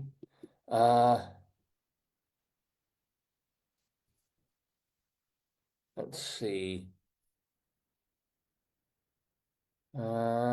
Sharing options. If I lose you, Want me to fix it? Want me to fix yeah, it? how do I get out of this now? Here, give me this. I don't want to share anymore. Okay. Oh, we forgot about these. Yes, Okay, I'm gonna help you. please. Thank you very much. What did you do? Well, not really anything. That was what it was. Okay.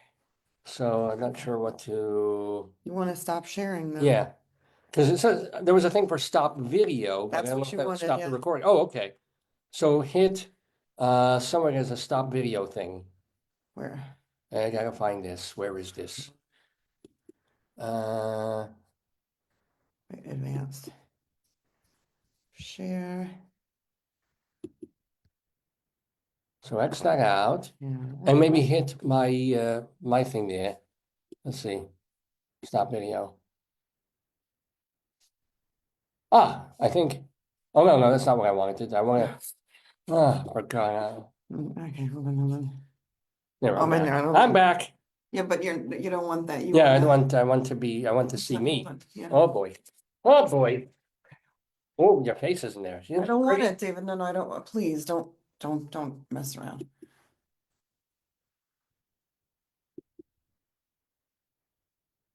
How do you unshare a screen on this thing? Oh, yeah. Ah, David, new computer. Yeah, new computer. you know, Yeah. I don't get paid enough for this shenanigans, baby. Anywho, all right. Well, everything got all kazooked here. We're almost finished with the show anyway. So, It's only been 75 hours. oh, remember when our shows used to go like 4, 5, 6 hours long? This is nothing. And look, you're This back. is nothing. I'll check here that you're back. Oh, yeah, and my front. So, ladies and gentlemen, let us not forget. First of all, we'll save that for the very end. Let me get to our friends of the Daverhood. Now, these are people who have been on this program in the months, years that we've been on this show. What are they up to now? We kind of like to keep tabs on them because they're friends. They're friends and family of the Daverhood. So we keep a list of who they are and what they're up to. For example, we mentioned, in fact, the show Pen Pals before, off Broadway. Johanna Day was in it, I think a few weeks ago. She's back this weekend. So if you want to see the off-Broadway epistolary show Pen Pals, do it today and tomorrow because Johanna Day is in it. Congratulations to Annie Corson. Annie Corson videos.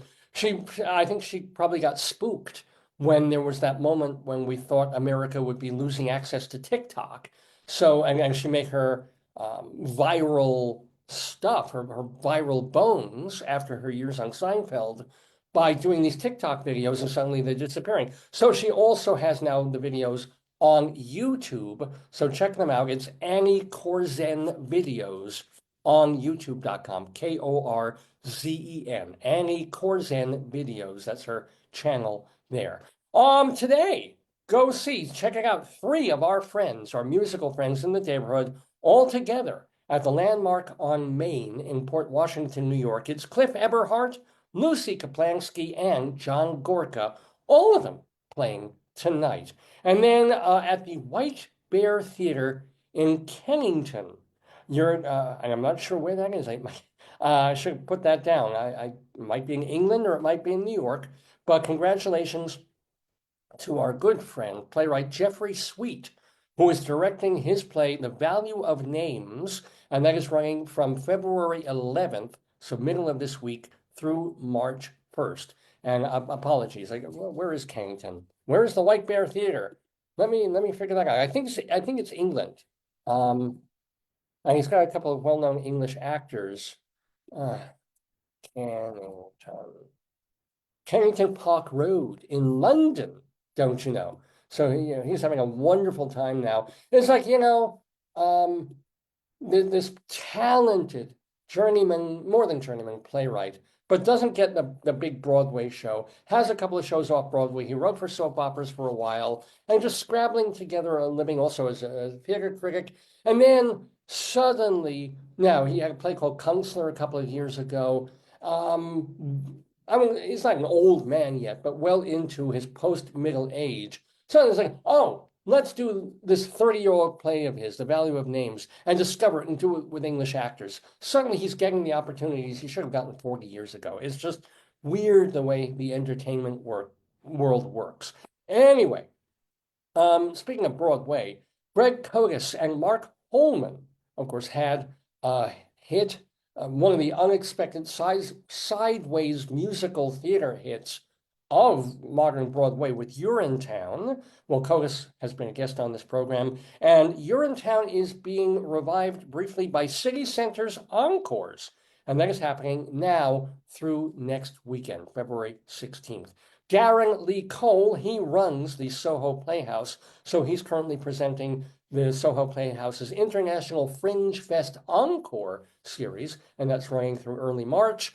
Now through also early March, Dakin Matthews, our actor friend, he has adapted Shakespeare's Henry IV, and that is playing at theater for a new audience at the Polonsky Center in Brooklyn.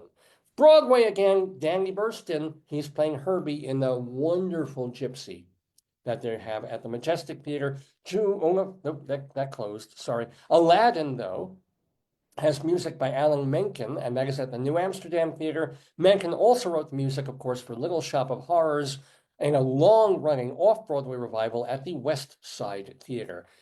In terms of cabaret, you've got K.T. Sullivan, Tuesday nights at the Algonquin, Michael Garin, Tuesdays through Saturdays playing piano, cocktail piano at the Roxy in Tribeca. You've got Vince Giordano and the Nighthawks doing 2 shows every Monday evening at Birdland, and of course, Jim Caruso's cast party every Monday night at Birdland. Get your tickets at birdlandjazz.com. Shout out to Evan Seplow, the founder of StageBuggy.com. Shout out to Charlie Gross and Leslie Hoban Blake, who do the theater review show 2 on the Aisle. You can watch episodes on Manhattan Neighborhood Network as well as YouTube. Shout out to our great friend Vicky Quaddy, who does her shows like Late Night Catechism and Are You Smarter Than Your 8th Grade Nun out there in Chicagoland, and David Sheward, who writes reviews for culturaldaily.com and our own totaltheater.com, which gives me the opportunity to let you know that Total Theater went through some horrors in terms of malware, in terms of all sorts of crap going on, and Bluehost, you should spit on their name. But what I have ended up doing, at least temporarily, is recrafting the Total Theater website, making it streamlined, simple. All the archives are gone, at least temporarily, but there's new stuff for the past few weeks. So if you want to read reviews by David Sheward, if you want to read reviews by some of our other critics, those are up there at totaltheater.com. And I think it looks really nice. It doesn't have all the bells and whistles, doesn't need them. It's the review, some basic information, a couple of pictures, boom. Check it out. A lot of Broadway reviews on there. So totaltheater.com, give it a look. And those, my friends, are the friends of the Daverhood, except I haven't mentioned the our brand new friend in the Daverhood, Billy Van Zandt. He was on today's show, and we thank him so much. So remember, his memoir is out. It's called Because It's Funny, all about the 40 years of writing plays with his great friend and former girlfriend, Jane Milmore. They wrote 25 comedies together, and he wrote a book about the adventures of getting them on, producing them, acting in them, writing them together with her. If you're a playwright, if you care about comedy, you're going to want to get the book. It's called Because It's Funny. Look for Billy Van Zandt, Z-A-N-D-T. Look for Billy Van Zandt's book wherever books are sold. And also a shout out to Rabbi Sol Solomon, who appeared twice on this episode of the show. Find out more about him at shalomdammit.com, D-A-M-M-I-T. shalomdammit.com. You can read his Rabbinical Reflections. There's also links where you can listen to them and watch them. Plus, you can watch his stage show that was recorded at the Richmond Shepherd Theater a decade or so back. You can also watch 10 episodes of his hilarious TV series that he did for Long Island Cable TV called Shalom Dammit, Rabbi Sol Solomon's Peace, Love, and Acid Reflux Hour. All the links, all the things are available to you right at shalomdammit.com. And speaking of websites, one more reminder, davesgoneby.com is open for business, except we're not really selling anything. We're just giving you the opportunity to watch all our old shows and listen to all our old radio shows. davesgoneby.com. Plus, you can find our archives at archive.org and the audio archives at castbox.fm. And one more plug, that if you want to read my work, if you want to read my plays, my one-acts, my full-length plays, if you want to read the interviews I've done with some pretty famous people, if you want to read some of my journalism about the arts and theater, if you want to read my song lyrics, if you want to read all my Colorado limericks of the damned in one big file, it's all there at davelefkowitz.org. Dave, L-E-F-K-O-W-I-T-Z, davelefkowitz.org. org. So yeah, please give all these different places, all these websites a look. And again, a great big shout out to all the wonderful people who have been on this program, our friends of the Daverhood, and you, my friends, watching. We thank you every week. I know we've been on and off in different, we did a New Year's show, we did the birthday show, and then haven't been on our regular times. We're going to try and get back mostly to our regular Saturday morning, 9 a.m. to noon or thereabouts production of Dave's Gone By, and we hope to see you every week. So, as I say, I haven't gotten all the music on this new computer yet, so I don't have our usual outro music. I do have our bug calendar. This is ready. This is a real thing. This is also, we keep this downstairs. This is a man. You want to talk about the guy who did 300 paintings in a year? This is someone who's doing 365 paintings. Guy named Brian Cook Art, or Brian Cook, his art, and he does butts on things. He puts not rectums, just buttocks on items like a coffee cup, a taco, a plant holder, and it's a, God help us, like almost toilet paper. It's a tearaway. So this is yesterday's butt. My wife likes this one a lot because it looks like the bunnies, but let's see what the weekend buttocks are on. We'll end with this, ladies and gentlemen. Oh, it's colored because it's the weekend. It's a cinnamon butt bun. Yeah. So if you think I have issues, just remember some of the people who've been on this show today or that we've talked about today. We've got the guy who draws buttocks on everything. We've got another person who's a manic depressive who had various episodes and also, insane ups and downs and controls on his life. We had another guy who's writing, plays about rabbis. Cinnamon bun, that's so cute. So, yeah. What's the joke? Oh, okay. And also we'll end.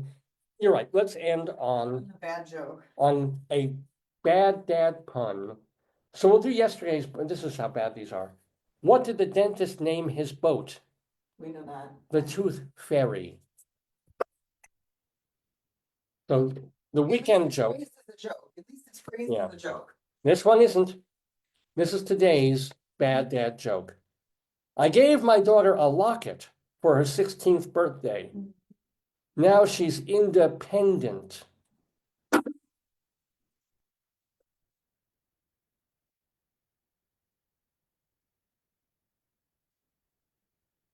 want to sing the outro music with me? Together with me? Dave's gone, but there goes the Daverhood. Yeah, I don't know what either of them singing. There goes the Daver. We'll be back next Saturday with more fun. Play your radio. Oh, yes, of course. There goes.